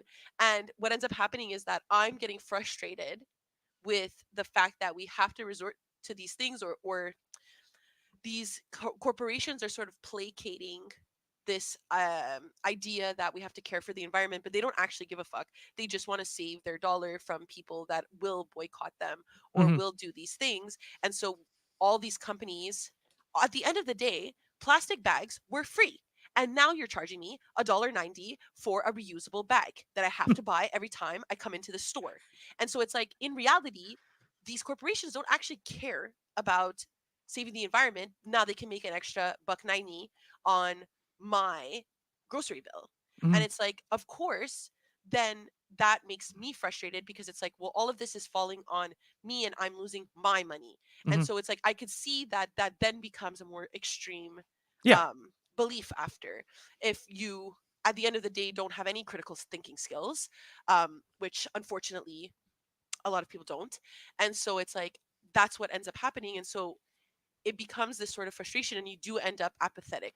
And I think a lot more people are apathetic because saving the world ends up falling on the normal consumer, when that is not we are not the people that will change the world. Me drinking out of a bucatini pasta is not going to save the day when a government is shooting oil into a freaking lake in Ontario. Of course. Like, Of course. Yeah. I didn't know Kelsey felt so strongly about these straws. God, it's so I swear to God, Angela had this exact same I think blow it's up yesterday really about bad the here in straws. Canada. Like, it's bad here too, Kelsey. In New York, it's very bad. She's like, well, I hate because these you guys are like us. straws. Yeah, we're the same way. There's no disposable plastic here anymore, basically. Oh my God, it's so annoying. Yeah. I love when I like cross the border and I'm like, oh wow, a plastic cup. Let me keep it. Oh, we still get plastic cups. I won't say that. We still get plastic cups. They're cardboard. It's so annoying, you guys. I thought they're just going along with this very long tangent that you guys. You want to go back to the book? Just a little bit before Kelsey starts getting more boomer opinions out. Yeah. When Adam is in prison and he's mistreated, and it's just because they make a point to say, like, he's seen as an enemy of human progress. And I think that those just that short sentence sums up beautifully everything that you guys have been talking about for like the last 10 minutes. It's just like, you're trying to stop the human train from running over everything in its path. And that's just not cool, bro. So we're going to make your life miserable. Yeah. Absolutely. And, it's an alpha way of thinking of, like, oh, humans are the best. And it's like, quite frankly, I don't care. A mountain lion could run through the city. I'll be like, that's nice. Live your life, queen. Like, I don't understand why we have to be like this as a society. I mean, if there was a mountain lion in the vicinity of my family, I would not be like, "Oh, what's up, dude?" Yeah, but you know what? That's nature versus nature. Okay, it's something that we don't know how to deal with. But we could have learned if we I would have mean, just. I think a mountain lion was not the best example of your whole thing here, Well, but there are animals that run around our streets all the time. right, Right. here Is too. is Yeah, one of them a mountain lion? Sometimes you want to get sassy with me, yes. I'm not saying Not it in doesn't Montreal, happen. but it I'm happens a saying little bit. as far as my like anger about human progress and relationship with nature, not letting mountain lions into my backyard is not one of the things I'm just saying pissed they could about. live their lives. They should be able to live their lives. This is true. This is true. What I liked about the Adam thing too was that kind of he becomes like that log, like the dead log at the end, right? Like he is the thing that he dies to let all these other things sort of sprout and grow and keep on living, which I thought was and again, I really like that he does not explicitly say it, right? That he's not like, Mimi kind of brings it up, right? That like she kind of comes to this understanding of why Adam did what he did, and then why like Dougie did what he did, and I appreciated that, but I was glad that it didn't go farther than that, right? I was really worried. I got really worried in the end that there was going to be a whole thing where like they all confessed, and it's like, okay, what's the point of that? Like, what the point of this? And I like that wasn't what the meaning was at the end. Yeah, I like that they were little felons. They were little felons. Yeah. They, but again, I like that, like in that moment, right, where they're doing all of sort of like the eco terrorism. Yeah. Even in those paragraphs in those pages, you get the sense they're only doing this because they feel hopeless, right? This isn't really what they want to be doing. It isn't really, they know in their heart of hearts, this isn't the mission, right? This isn't really helping anything. It really isn't saving anything. We're just doing this to make ourselves feel better about the failures that we've had along the way. Yeah. And I like that about their whole situation. Dougie was a little bit petty with turning an Adam because he did not go get the police or whatever when I was like, Olivia was gonna die, man. Like it was made very clear by that author that she was gonna die. Like there was no way. Ray and Dorothy killed their own daughter. Like it. They had to they had a little spice into their story, They were like, suddenly federal crime. Yeah.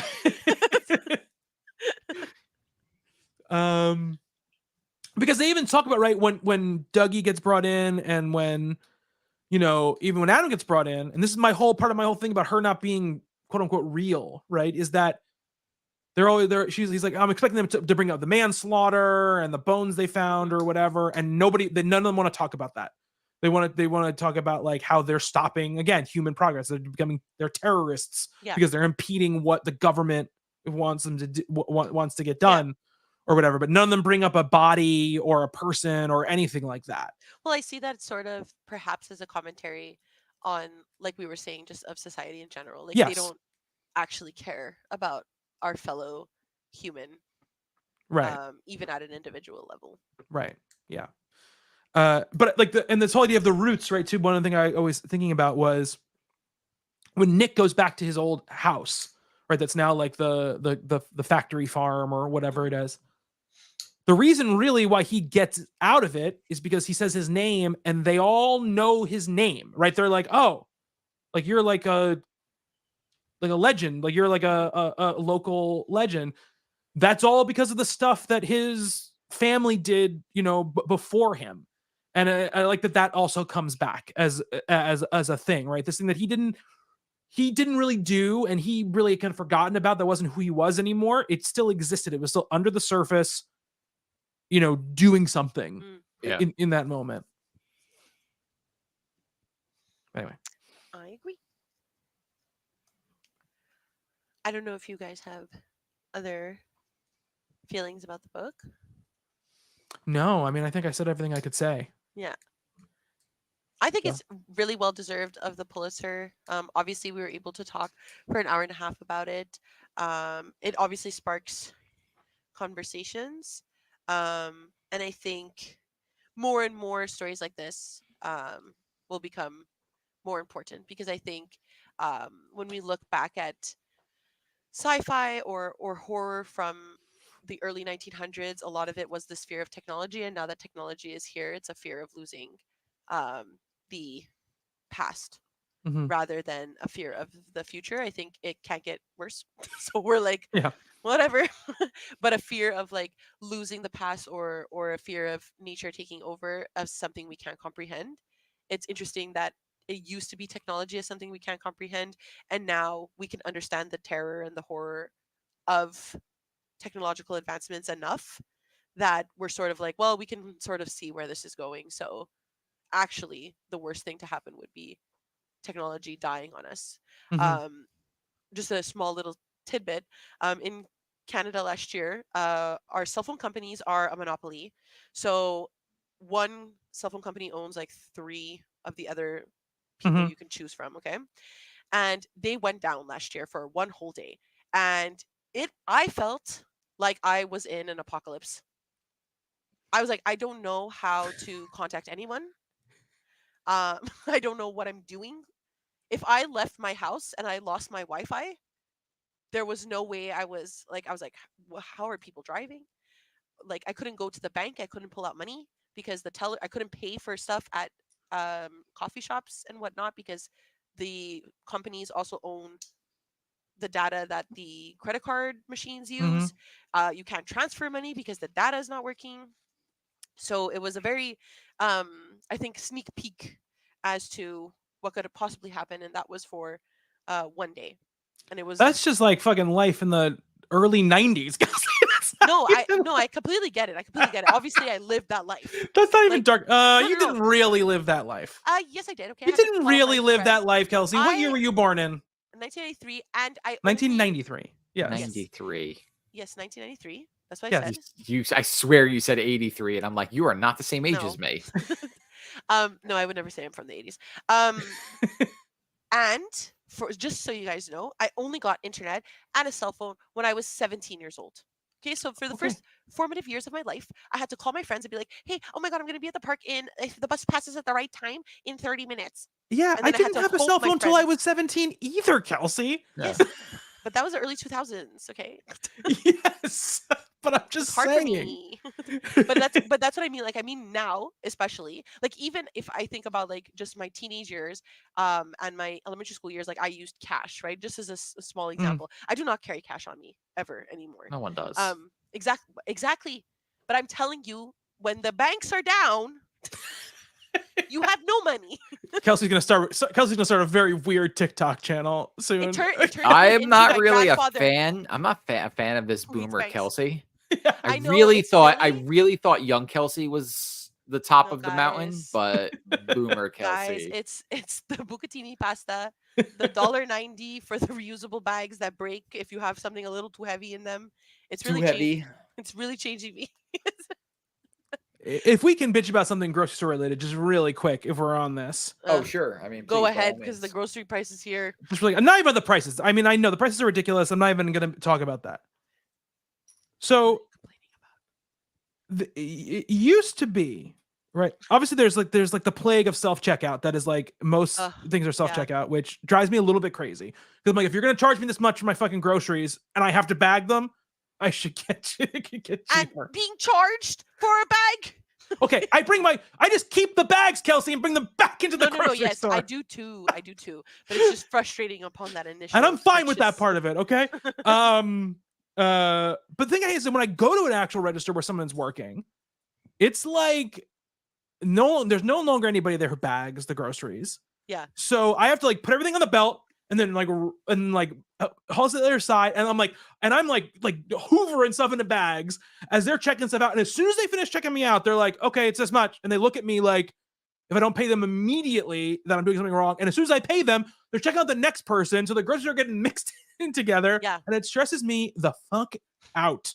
Because I always go by myself, so I don't have it's like me and my wife are there together. It's just me. Yeah, no, I feel you 100%. You know, I think it's unfortunately like a result of apathy from COVID, the younger generation that just feel like a number and therefore will act like a number.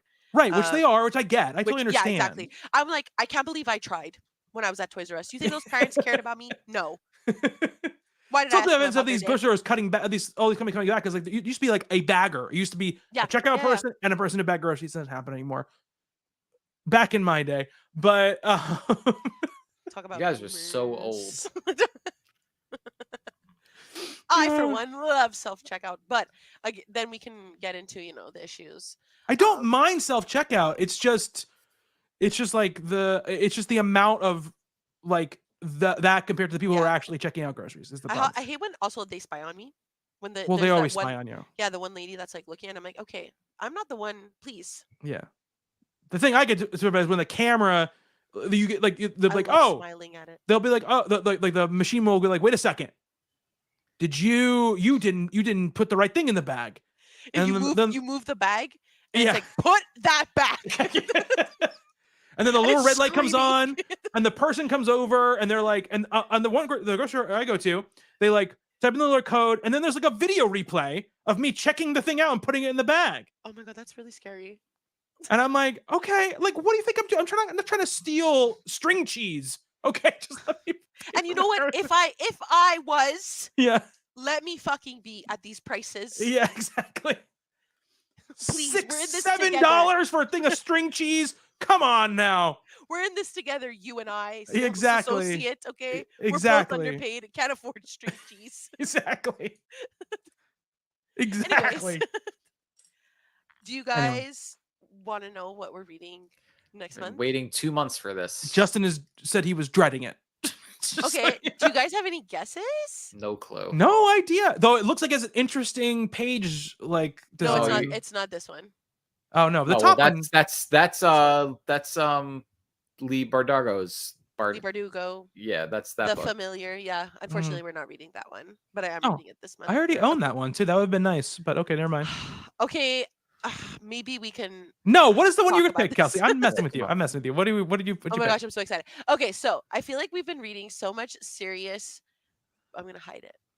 I feel like we've been reading so much serious books that I was like, what can we do for fun this next month? I said to myself, why not read paranormal smut? Okay. Oh, we're doing some smut as a family. It's like published like from a corporation. Like it's not indie published where the smut goes wild. But there is a term in here that I'm very interested for us to discover together. Okay. Right. What is it about? Oh, I will tell you 3 questions. It's Bride by Ali Hazelwood, this author's first paranormal published novel. Okay. I don't know if you guys have heard upon the TikToks, the Love Hypothesis. It's the same author. Okay, Adam Driver inspired romances. Oh my God, Adam Driver. It's not this. Okay. Like, she writes this. She comes from a fan fiction background. Anyways. Okay. She's very big Raylo fan. Anyways, so this is about a vampire bride named Misery Lark. What a name. Daughter of a powerful vampire councilman. And she's an outcast. She's different. She lives anonymously among the humans, but that's over for her because they have to make an alliance between their mortal enemies, the werewolves.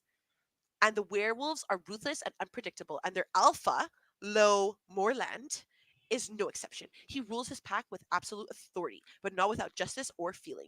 It's clear from the way he tracks Misery's every movement that he doesn't trust her. If only he knew how right he was. And they enter a marriage of convenience. Would you like to watch this smut in movie form? Because we could just put on Underworld. Maybe we could discuss that after we read the book because I value literature. I'm all about it. I'm just going to picture Kate Beckinsale the whole time I'm reading this book. She kind of. I mean, she's a blonde lady. Kate Beckinsale's not blonde, but. What? Yeah. She wasn't during Underworld. Kate Beckinsale has been blonde maybe a few times. No, guys. No. What are you saying? No about? Oh, I don't think she knows. Who are you thinking of? You're not thinking of Kate Beck. Yeah. Mixing her up. Wait, wow, Kelsey was wrong twice tonight. Not who I was thinking of. Who is this? Have you ever seen Underworld? No. I have no idea what you're talking about. I was just amusing you. It's a love story between vampires and werewolves. It's the star-crossed lovers. What year did this come out? The year you were born, 2003. Okay, well, that's why I haven't seen it. No, we came out in the early 2000s. I have no idea who this lady is. I really was confident. She was like, "No, you're wrong." Yeah. I have no idea who you're talking about. Who do you think we meant? She's thinking of Kate Now. Bosworth. She's blonde. Oh, perhaps. I definitely was thinking of this lady, and as far as I'm concerned, she's married. She's married to Justin Long. Oh my gosh. Oh, she's from Blue Crush. Yeah. Yeah, Kate Beckinsale. I don't think I've ever seen in my entire Kate life. Beckinsale is maybe 10 times as famous as Kate Bosworth. Like, so much more famous. Oh, but I've seen Underworld pictures. Like I know this leather queen. Yeah, Kelsey, you would love that movie. Yeah, that seems like definitely Kelsey way shit. Oh, up. Van Helsing too. She's in Van Helsing. Yeah, she's in Van Helsing. Yeah, Serendipity. What's that? It's a rom-com with rom-com. John Cusack. Oh, I've never seen a movie with John Cusack. Actually, You've never seen a movie with John Cusack? Mm-mm. Wow, I've even seen a movie with John Cusack. There are some John Cusack movies I think you would like, Kelsey. Oh, I'm a liar. He was in 1408, which was the first movie I went to go watch at the movies alone with my friends when I was 14 years old. Okay. He's good in that movie too. It's a good movie. It's a Stephen King adaptation. Yeah, that's why I went. Oh, he was in Hot Tub Time Machine. Another classic. He was. What's the movie where they're at the motel and everyone's dying? Identity. Identity. I like that movie. The James Mangold picture. He was. I mean, his most famous roles are probably Say Anything, which is like a really famous one. That's the Boombox one. Yeah, those movies I haven't watched. Yeah, I know what Godzilla. No, that's Matthew Broderick. That's Matthew Broderick. No, he is in he's in one of the disaster movies. 2012. 2012. 2012. Yeah, yes. I'm staring at it right now. He's a pilot. No, I really thought he was an 80s rom-com heartthrob. He was. Yeah, no, I know. But that's why I only thought he was in those movies. So no, he had a pretty long career. He's a good actor too. Is he related? Joan Cusack? Yes, he's related to Joan Cusack. Oh, yes, they're brother and sister. Yes. See, I love her. She's fantastic. Oh, I love her. Anyways, so we're gonna be reading Pride. And I'm very excited to talk about it with you guys. I don't know if we'll talk a lot about like existential things. Not from what you described. Who knows? Maybe we will. I mean, that's all we talked about this time, so that it would be fine if we have it. It'd be fine to make up for it. Yeah. Yeah, like I think this will be fun. And do you guys know what nodding is? Okay, don't look it up. Okay. We're just gonna explore for ourselves. Safe search on or off? Safe search off if you want to know what it is. Okay, that's what I thought. Okay. But I think it might be fun for us to discover together. Okay. Fantastic. Have you guys ever read fan fiction? Actually, we'll save this for the. Let's save it. Let's save it. Interesting discussion. I mean, do we want to talk about the books we read in between really quick? Just go over. I was just gonna ask what you guys are currently reading. What am I currently reading? I'm currently reading The Final Girl Support Group, the Grady Hendrix book. I needed something that was very easy to read after this very deep book. Enjoying it so far. So I'm not very far into it yet, but once I sit down to actually just read it, I'm gonna plow through it. Is the last time we recorded one of these really like the second week of April? Dude, okay. I drank a beer that live show. Yeah. And meanwhile, I was with child. Can you guys believe it? Happens to a lot of people, Kels. Yeah, I know. Yeah. When I knew, I was like, I smoked my last cigarette. I had my last glass of wine. I was like, this is it for a long time. Yeah. I 3 times today I almost said it, and I was just like, it's not my place to say this out loud. Yeah. Yeah, I'm being casual about it. I think that's okay. That's cool. Works. There are so many there are so many weird things you can't have when you're pregnant. Like, it's annoying. At the end of your pregnancy, you can have wine. Deli meat. You can't have deli meat. Oh yeah, you can have deli meat. It's been fish. As an Italian, I didn't realize how much cold cuts I ate. Yeah. And now I'm like, the need for mortadella is so strong. That's what that, and that mortadella is smoked, right? It's not smoked, but it's like cured, right? It's not even they're like all cured. Yeah. But you can't even have like turkey from the deli. Yeah, so I looked that up because I was like, it's cooked. Doesn't And then matter. they were It's like, not that. yeah, It's they the were like, no, listeria. it's listeria. Uh-huh. And then when you really go into it, they're like, well, listeria is really in like all lettuces, and you're like, oh, okay. Yeah. Then Yeah. why am I doing this? Yeah. Uh-huh. You can't have like Sushi. anything smoked, like smoked fish or whatever. Sushi Karen, has when Karen was been pregnant, hard. she was like, "Oh, I just really want lox, which is like smoked salmon." Yeah, And I was like, "You've never eaten lox in your life." yeah, yeah. But I guess since I'm looking at my Goodreads, since we recorded Nestlings, which is the last one we did, right? Yeah. I read 3 volumes of Something Is Killing the Children, the graphic novel, the comic book Oh, I series. read the first like issue of that. Really good. I have to get back into it. Really, really good. I read Before We Say Goodbye, which is one of those Before the Coffee Gets Cold books. It's like the 4th one. Did you like it? I thought it was okay. Okay, cool. I think it's one of those issues where it's like, if I read this in the original Japanese, I probably would be like, oh, this is good. But like the translation is so literal. Yes. And it really felt like a book where it was like, it's like a couple different stories all in the same Coming place, together. kind of just, and it's like, I got the rules in the first chapter. You don't have to say the rules every time. That happens in the 4th book. That was Yes. my main complaint about the Every first book. single person that Yeah, goes through the journey, they repeat the rules. I'm like, am I supposed to read these in like a magazine, like separate from each Maybe. other? That's what it feels like, right? Yeah.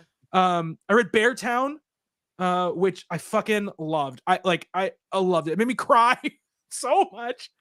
I was like the last like 100 pages, I was crying like the entire time, Yeah. but it's fantastic. I can't wait to read more of his stuff. I have the other 2 books in that series. I also bought Anxious People. So Bachman, I'm all in on. Yeah. Then I read like 3 thrillers. I read The Return of Ellie Black, which I liked quite a bit. It's by Amiko John. I don't know how to say her last name, but really good. About a story about someone who gets kidnapped and taken in, and then she just mysteriously like shows up again. And there might be something up with her being back. It was good. Survive the Night by Riley Sager, which I talked to Kelsey about via text. Apparently people hate, which I thought was very entertaining. And First Lie Wins by Ashley Elston, which is apparently a very popular book now. I thought it was a very fun page turning mystery book. Really, is what it was. And that's what I've read since we last recorded. What about you, Justin?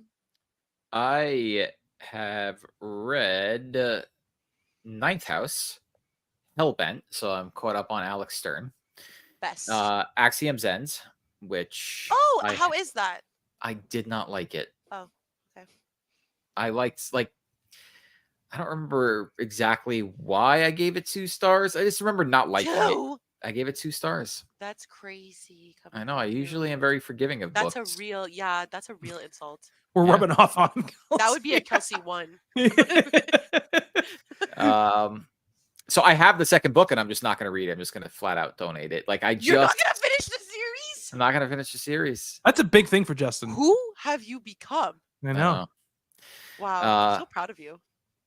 I read. By the way, he was like partway through the book, and he was like, "I hate this book." I was like, "Stop reading it." He's like, "I can't do that. I can't stop in the middle of a Justin, book." You're gonna get to that one book that like opens your world to stopping. I read The Other Valley by Scott Alexander Howard. I thought that was good. I read The Secret History, which I thought was bad, and gave it 2 stars. Thank you. I have to read it now, just so I can have my opinion on it. Please. I was going to give it 5 stars. I know, I'm gonna be like, Kelsey, for the first time. Kelsey, for the first time, you and I will unite against Bobby. Yeah. I read. Trash. Yeah. Book is fucking garbage. I read the MCU book, The Reign of Marvel Studios. Oh yeah. The Last Murder at the End of the World, which was so far my favorite book I've read this year. That's Stewart, right? Yes. Yeah. Actually, I started the 7.5 Deaths of Evie Hardcastle, or Evelyn. What is it? Evelyn what? Hardness. Evelyn Hardcastle. Yeah. I didn't finish it. But I read 2 chapters and stopped. Justin, who are you? Yeah, I know. I will go back to that book eventually. I just was not feeling it at the moment. I will tell you that the first like couple of chapters is hard to get into, but once you like get into the rhythm of the magic system, like Yeah, It I gets a will. lot I will easier. go back to that. Instead, I wanted to read something with a little more horror in it, so I read Cold from Drew Hayden Taylor. That book starts real good and literally fizzles out at the end. Mm. And then I read the Overstory. Right now, I am 400 pages into Sleeping Beauties by Stephen King. And It's great so far. And Owen King though, it's both, right? Oh, It's both Stephen Owen? and Owen King. And Yeah. Yeah, it's his yeah. son, Um, Owen. Yeah. The So other. like there is a thing that I'm noticing about King in the Uh, few books that I read from him. Is like the random town person that becomes the worst person you've ever met in your whole life and you want to see die. Yeah, Like Oh, the yeah. he's real good at that. Oh, Like he's I so remember in the Dome, it was like a car salesman. It was like this fucker's gotta die. Yeah, So he's quite good at that. I've got a couple of those right now in this book, but Yeah. the premise is really cool. Yeah. And so I'm like, that's the one where like super all the into it. women fall asleep. All the no? women are falling asleep though. Yeah. Okay. And you know how that's happening. Like I'm at the point where like I'm kind of seeing how it's happening and like the mystery's wearing off a little, but I'm enjoying the ride. Like it's like a 500 something page book. I'm like That's 380 usually and my 390. experience with King is like you are like along for the ride, and it's sort of like this sometimes. Yeah. He's so good at being like, it's like, oh, is this random guy? He like a shoe salesman, and then like Yeah. by 250 pages in, you're like, I want this. Fuck this guy. Yeah. I Like, think it's like he's very good at like directing your anger, yes. and you're like, listen, Yeah. yes, there is bad in the world, Yeah. and yes, there's vampires. Yeah. But really, who we should be actually mad at It's is true. the racist. Yeah, exactly. Yeah. Well, I will say I don't remember exactly all the characters in the Dome, but something else that he's apparently very good at is writing the most unbelievable shit-heeled children you've ever seen in your whole life. Yeah, yeah. Like these children are like, what? Where did you literally come from hell? Like you're just like all about torture and trying to kill people. Yeah, yeah, yeah. One of his strengths as a writer is definitely knowing that like is not being precious about kids in general. Like even when they're the good guys, the main characters of his books, he never is like, oh, and they were just so cute. Like that, it's never like his vibe. Playing off that, Kelsey, do you want to give us your It review? Kelsey and I had a long conversation about this. Why am I not invited to this conversation? I would have loved to have. You didn't read the book, Justin. Yeah, I watched the movie. Read the book, I would have. I know. But Okay, I know the I watched scene. The movie too, and I was charmed by the movie. I can tell you that. And then I was not charmed anymore. So I'll go through. I read a lot, but I'll just go through them quickly because honestly, this year there's been a lot of duds. I read Grey Dog by Elliot Gish, which is like a puritanical society, like horror historical fiction. It was okay, 3 stars. I read Demon in the Wood, which is Lee Bardugo's graphic novel on the Darkling, my favorite character. 3 stars though, it was fine. Then I read Ghost Station by S.A. Barnes. Very disappointed by this one because I loved S.A. Barnes's debut novel, which was Dead Silence. This was another horror in space, and it was all right. I was actually quite surprised by the feelings I had. Then I read The Burning Maze by Rick Riordan. King, love Rick Riordan, 5 stars. Creativity, the flow, and psychological discovery of invention. I just read that for work. Then I finished Neon Genesis Evangelion manga series, which was a reread for me. Obviously ended wonderfully. My favorite anime. So obviously one of my favorite manga series. I read The Path of Daggers by Robert Jordan, 2 stars. Anyways, moving on. Then I read 2 books for my clown blog. I read Clown in a Cornfield by Adam Cesare. 4 stars. This one was really fun. If you like Scream, if you like campy slashers, I think it was a really fun book. Then I read It by Stephen King. It was okay. I gave it 2 stars. Moving on. Then she texted me. She was like, "Bobby, I just want you to know before you see it, I'm not gonna give it a good review." And I was like, "It's okay. It's only my favorite book. It's all right." Did I apologize to you in my Goodreads review? Or it's possible you did. I did in the video. I was like, Bobby, people look away. People were commenting, being like, "I didn't really like it either." And you're like, "Yeah, damn right. Fuck this book." And I'm like, "All right, that's not what happened. Calm yourself down." It was just Megan said she did like Richie, and I was like, "Thank you for this validation." That's all that happened. You're exaggerating. Anyways, moving on. Then I read a book about. By the way, Henry Bowers in that book is that character. Is the character he's talking about? Is the character you're like, "Ah, I hate this guy." Yeah, it was. As a Canadian, I was like, I have never heard so many slurs in my Yeah. entire life. But that's how people talked then. That's fine. Especially shitty people. It was very jarring. I get it. And I was listening to it on audio. So I think like I couldn't escape, you know? I was like, ah. um anyways, then I read a book on sexism, which was no new knowledge to me as a woman, but I give it 4 stars. However, I am going to donate it because I think it belongs better in the hands of like younger individuals who might need this information or will be new to them. I read The Ministry of Time, a new release by Oh, Kellyanne yeah. Bradley. Oh, right. This is the book that you reviewed and said the guy was too nice. Okay, guys, it didn't make sense. My God. It didn't make sense. I just want to talk about the weird like competing things that you're saying between it and this book. Yeah. Which No, this is a it's book fine. actually written in the past that has like all the stuff that happened then. You're like, I can't deal Yeah. with this right now. Yeah, sure. It's 2024. Yeah. And this book where it's like, okay, it's 2024. So this guy's gonna be nice. He's not gonna say racist shit. Uh-huh. And Kelsey's like, no, he should be calling people slurs and be putting this woman in the kitchen. And I'm tired of it. First of all, that's not how I feel. Kelsey, Uh, your that's review. basically how your that is- review that read. was- I was super interested in this book. And I love you dearly. But sometimes I read your reviews and I send it to Bobby and I'm like, I'm presenting this without comment. I want you to tell me what you think. Okay, here's the thing. Okay, This book about time travel has a nice man in the past. it doesn't make sense. The book about It's time about travel. time travel, Kelsey. And I think I acknowledged that. Thank you very much. I think I acknowledged it. I said. I'm like, Kelsey was in a bad mood when she read this book. That's what I I think so said too. to Yes, him. I do think so too. I said I completely get that this is supposed to be fun and not real, but it was so hard not to roll my eyes at how unrealistic it felt. You know what? We need somebody who says, for Kelsey, we need somebody who drops slurs on a random basis, No, but that's also what I want. protects women going into Planned Parenthood. Thank We you. need somebody who strikes the middle. Thank you. Yeah, exactly. Yeah. Mm-hmm. Uh-huh. Thank you. Then I read Woodworm by Leila Martinez. This is a translated book. I had higher hopes for it. I just wish it was longer. I think I would have enjoyed it more. Then I read The Eyes Are the Best Part by Monica Kim. Loved. Oh, I want to read Very that. I wanna read that. interesting- I wanna yeah, read that very book, interesting yeah. discussion on fetishization, Mhm. being an Asian woman in America, and eating eyeballs. Of course. Loved. Mhm. Then I read Love Beyond Body, Space, and Time. This is an Indigenous LGBT sci-fi anthology, I think published in Canada, but it might have been available to all, but it's indie published. It was good. I think all short story collections get 3 stars from me just because like some are good, some are bad. So it's like in the Mhm. middle. Yeah.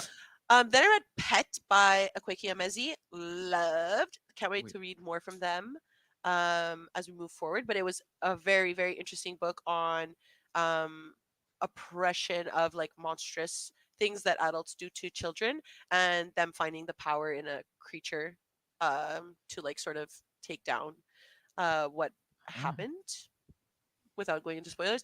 Then I read Gearbreakers by Zoe Hana Mikuta. I'm disappointed by this one because I really had high hopes for it because it's about mecha robots in a futuristic society and 2 sapphic girls who want to take it down. I think I just had too high hopes.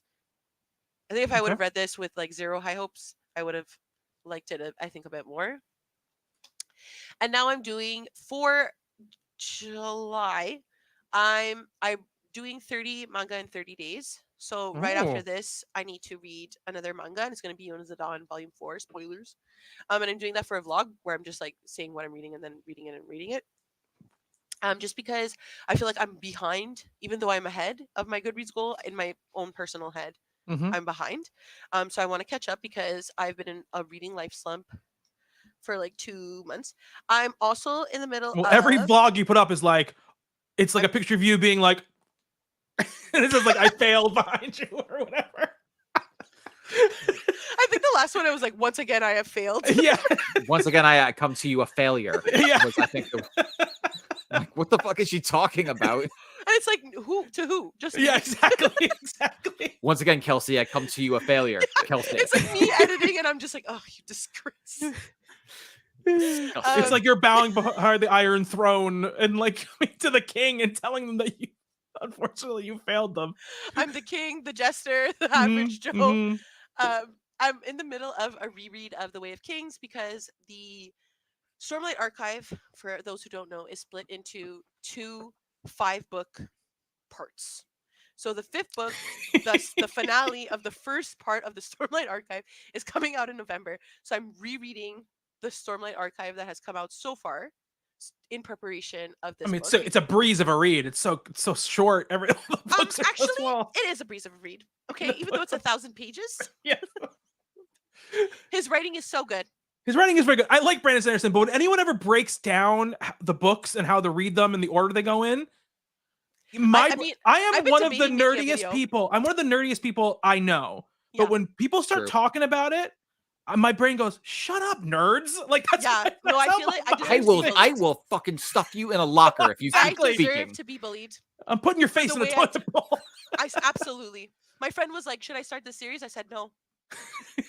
Not if you haven't read the others. I'm sorry. I can't allow it. Don't tell me.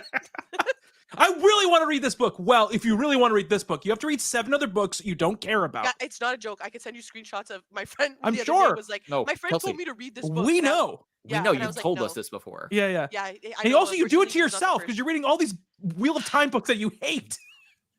Yeah, speaking of, I have one here, and it's like, if I have time. That's what I'm at right now with these fucking stupid Hey, books I Kelsey, can't- you know what the best part about being pregnant is? You're gonna have all the time. Nope, I lied. You're gonna have no time the rest of your life to do anything. That's why I have to get it done. But so I'm in the middle of that reread. So this is a book I've already read. So I like putting the audiobook on and like going for walks. Very cash. I'm like, oh yeah, I remember Caliban, baby. And then I'm also reading for another vlog. Acceptance is the 3rd book. Authority, which is the 2nd book in the Southern Reach trilogy by our boy Jeff Vandermeer. I did read those books, by the way. You didn't I know wasn't if I did. sure. Yeah, like I Yeah. couldn't remember if you had read them. I read them. I read all of them. Yeah, I wasn't sure. I thought about it after. I was like, I think he did actually. While you guys were talking about the book that we were here for, I was like, maybe he did. So I'm reading Authority to do a finish a series with me. So I'm very excited to get into this one, especially because it occurs right after the events of Annihilation, and I had heard that each book is different. Yes. So to know that this one sort of occurs right after is like easing me in a bit because I'm like, okay, I remember like what happens. My question is, did you like the rest of the books? I remember liking the 2nd book a pretty good amount, but not the 3rd. Okay, that's fine with me. I'm very used to last book's series disappointment. If I'm remembering right, it's been a long time. The 2nd book is way different. Yeah. Okay. Way different. I'm already apprehensive because it's following a man. But I will push through. He better be mean to women. That's all I gotta say. He better be mean. He's ignoring his coworker Grace. So I was like, typical of a man in power. Yeah, exactly I love this. Comfort zone. But he better not say any slurs because then I'm out again. It's it's my internalized misogyny, I guess. Oh my god. So that's what I'm currently reading, and I also have Fire and Blood by George R.R. Martin that I'm debating being in and out of throughout the month because I'm watching obviously Houses of Dragon season 2, and I'm like, I think it's time. It's time for me to give Georgie Boy a chance. I've been boycotting him. Have you not read any of the Game of Thrones books? First of all, what an insult to me. I don't know. I feel like I've said this many times, but maybe not. Kelsey, do you think I can remember all 6,000 books you read in your life? I have read the A Song of Ice and Fire series like at least 3-4 times. That seems excessive. For a long I've highlighted, you guys, you don't even want to see my copies.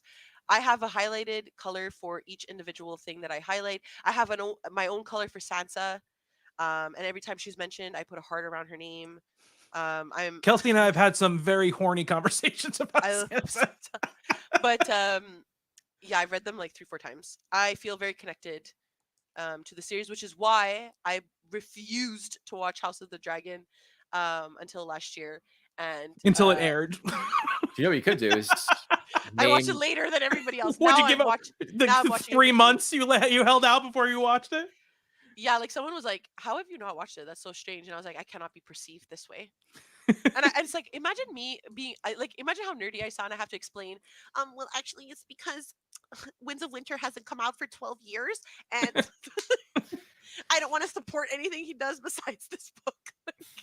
So imagine naming your child after a character in the book, Yeah. and your Instagram name being, "Oh wow, the next Winds of Game of Thrones was going to be Winds of Winter." He's finishing any day now, guys. Any day. Every Jorah- summer he's like, I'm I halfway done basically with have it. it. Yeah. He's like, Jorah "Can you was- guys be patient?" Jorah was a newborn when that book came out. He That's turns crazy. 12 in Yeah. a week and a half. That's crazy. What's really crazy is that the first book came out when I was born. So Yeah, if well, you were reading the books, It came out in 2004. but imagine more than that. If you were reading the books since the first book, you were like, "Wow, this is the next big sensation." I am 31. Mhm. I can't imagine being the person who was like, Yeah. "Whoa."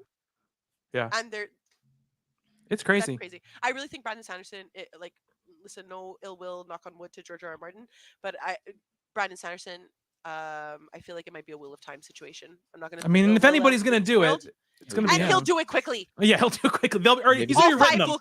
He's Yeah. already written them. Yeah, he has them prepared. All 3 are coming out in one fucking year. He's gonna do one of his weird little We're live getting the streams. He sits at his want little him to- fucking nerdy desk and brings out his books. He's like, did you guys ever watch his live streams? I've sometimes seen they- clips of them. I've Oh never my seen the whole god, thing. sometimes they really kill me. He's like, when you don't care about Hollywood, they come calling, and I'm like, Yeah. that's right, King. I can tell them.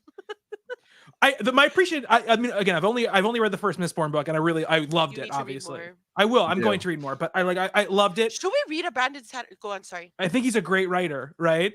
I love that he is such a 6,000% nerdo, and Yeah. he's so popular, and he just goes out there and just like, I don't care, man. I'm gonna do a video every fucking day. Yeah. I don't care. Like, He's like, guess what, guys? I don't have a life, and Yeah. you all benefit from it. yeah, He's like, Um, during COVID, surprise, $5.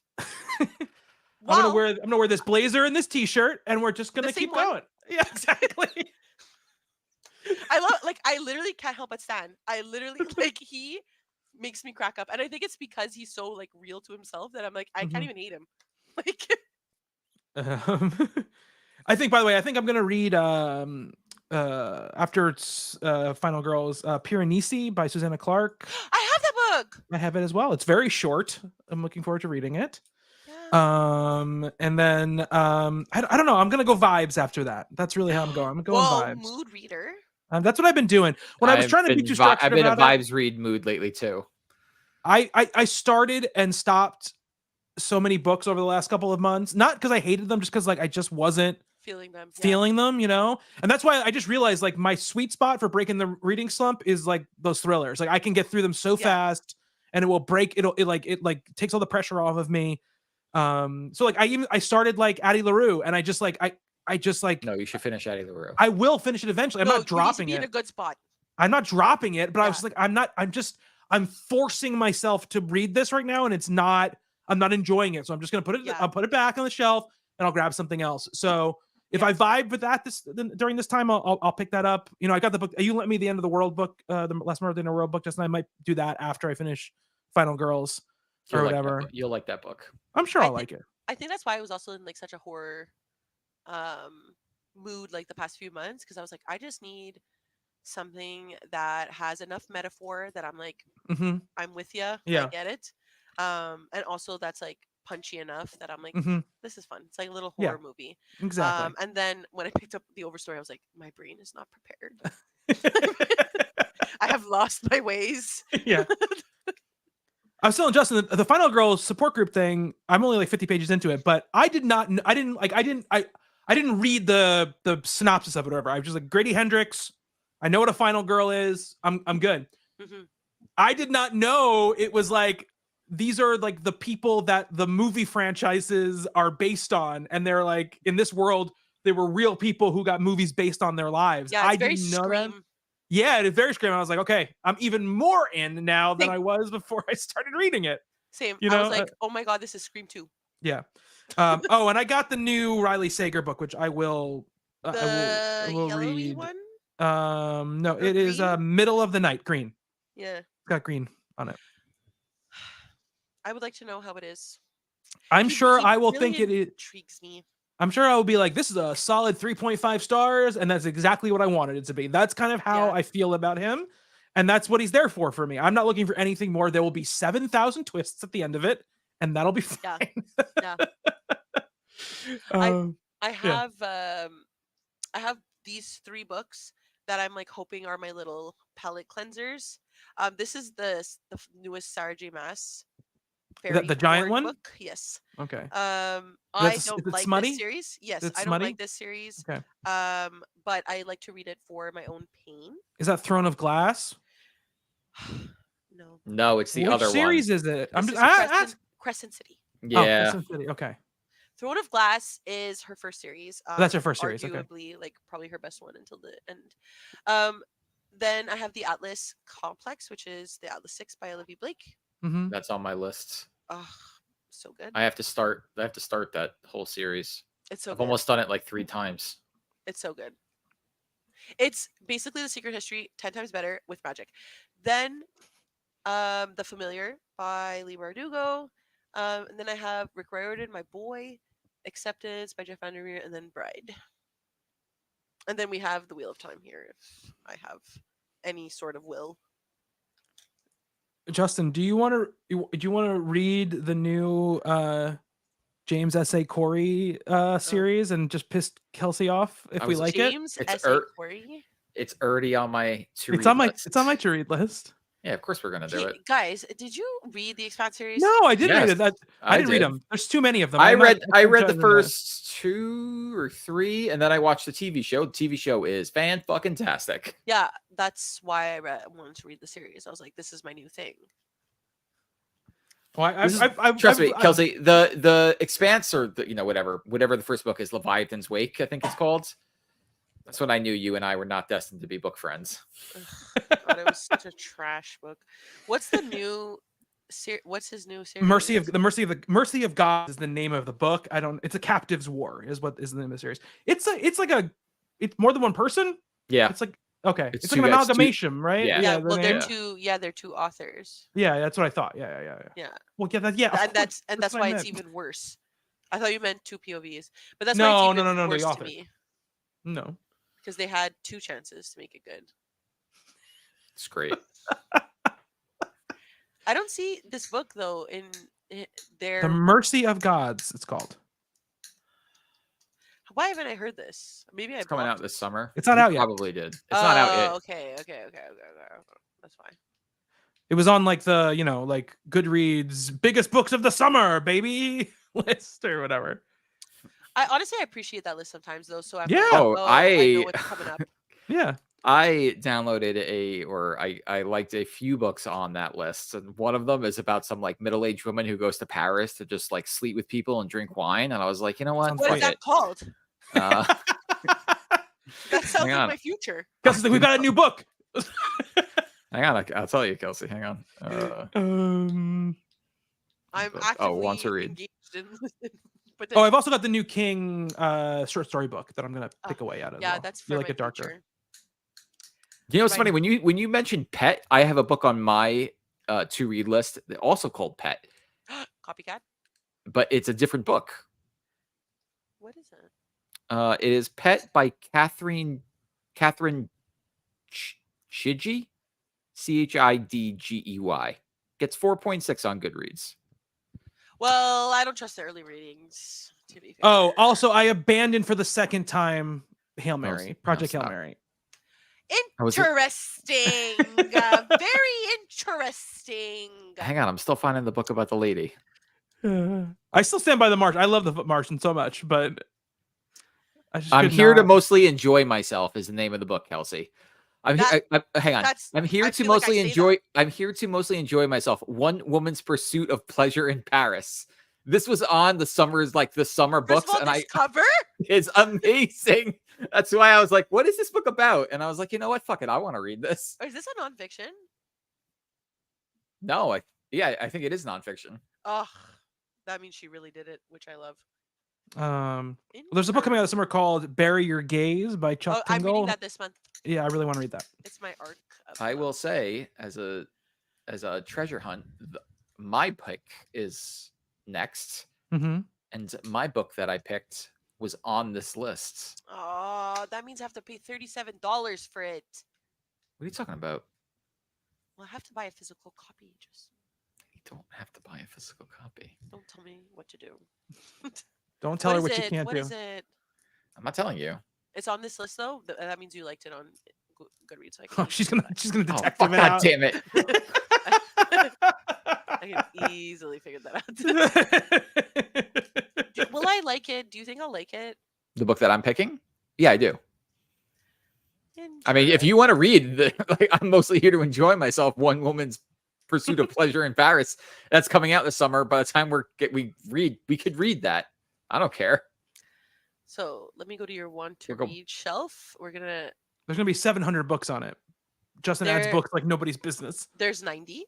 Yeah. But then I'm gonna do date added. I gotta quickly remove the book. Stop. Oh, is it Stephen Graham Jones? No. Okay. That's on my to read list as well. I think that's gonna be fun. It sounds like the books on my to read list have been doubled, and I don't know why. If you enter those giveaways, they'll just put another version of it on your to read list. I had to delete another copy of Red Rising off of my want to read list. I love Red Rising. I know you do. It's on my list. Good. Is it Josh Malerman? I don't think so. Hang on, wait, let me see. What's the name of the book? Incidents Around the House. No. You're not gonna pick the ones I like, are you? Wow, Kelsey. Jeez, Kelsey. I need to investigate. Anyways, I'm not gonna refresh this page because it's been updated. So now do we want to say goodnight? We should say goodnight, yes. I forgot we were still live. Well, we are. Thank you everybody for coming, for listening.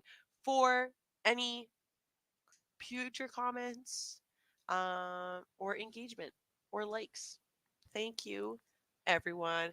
Thank you, Justin. Thank you, Bobby. And thank you, Kelsey. Thanks everyone for coming. Okay, bye. See you next month.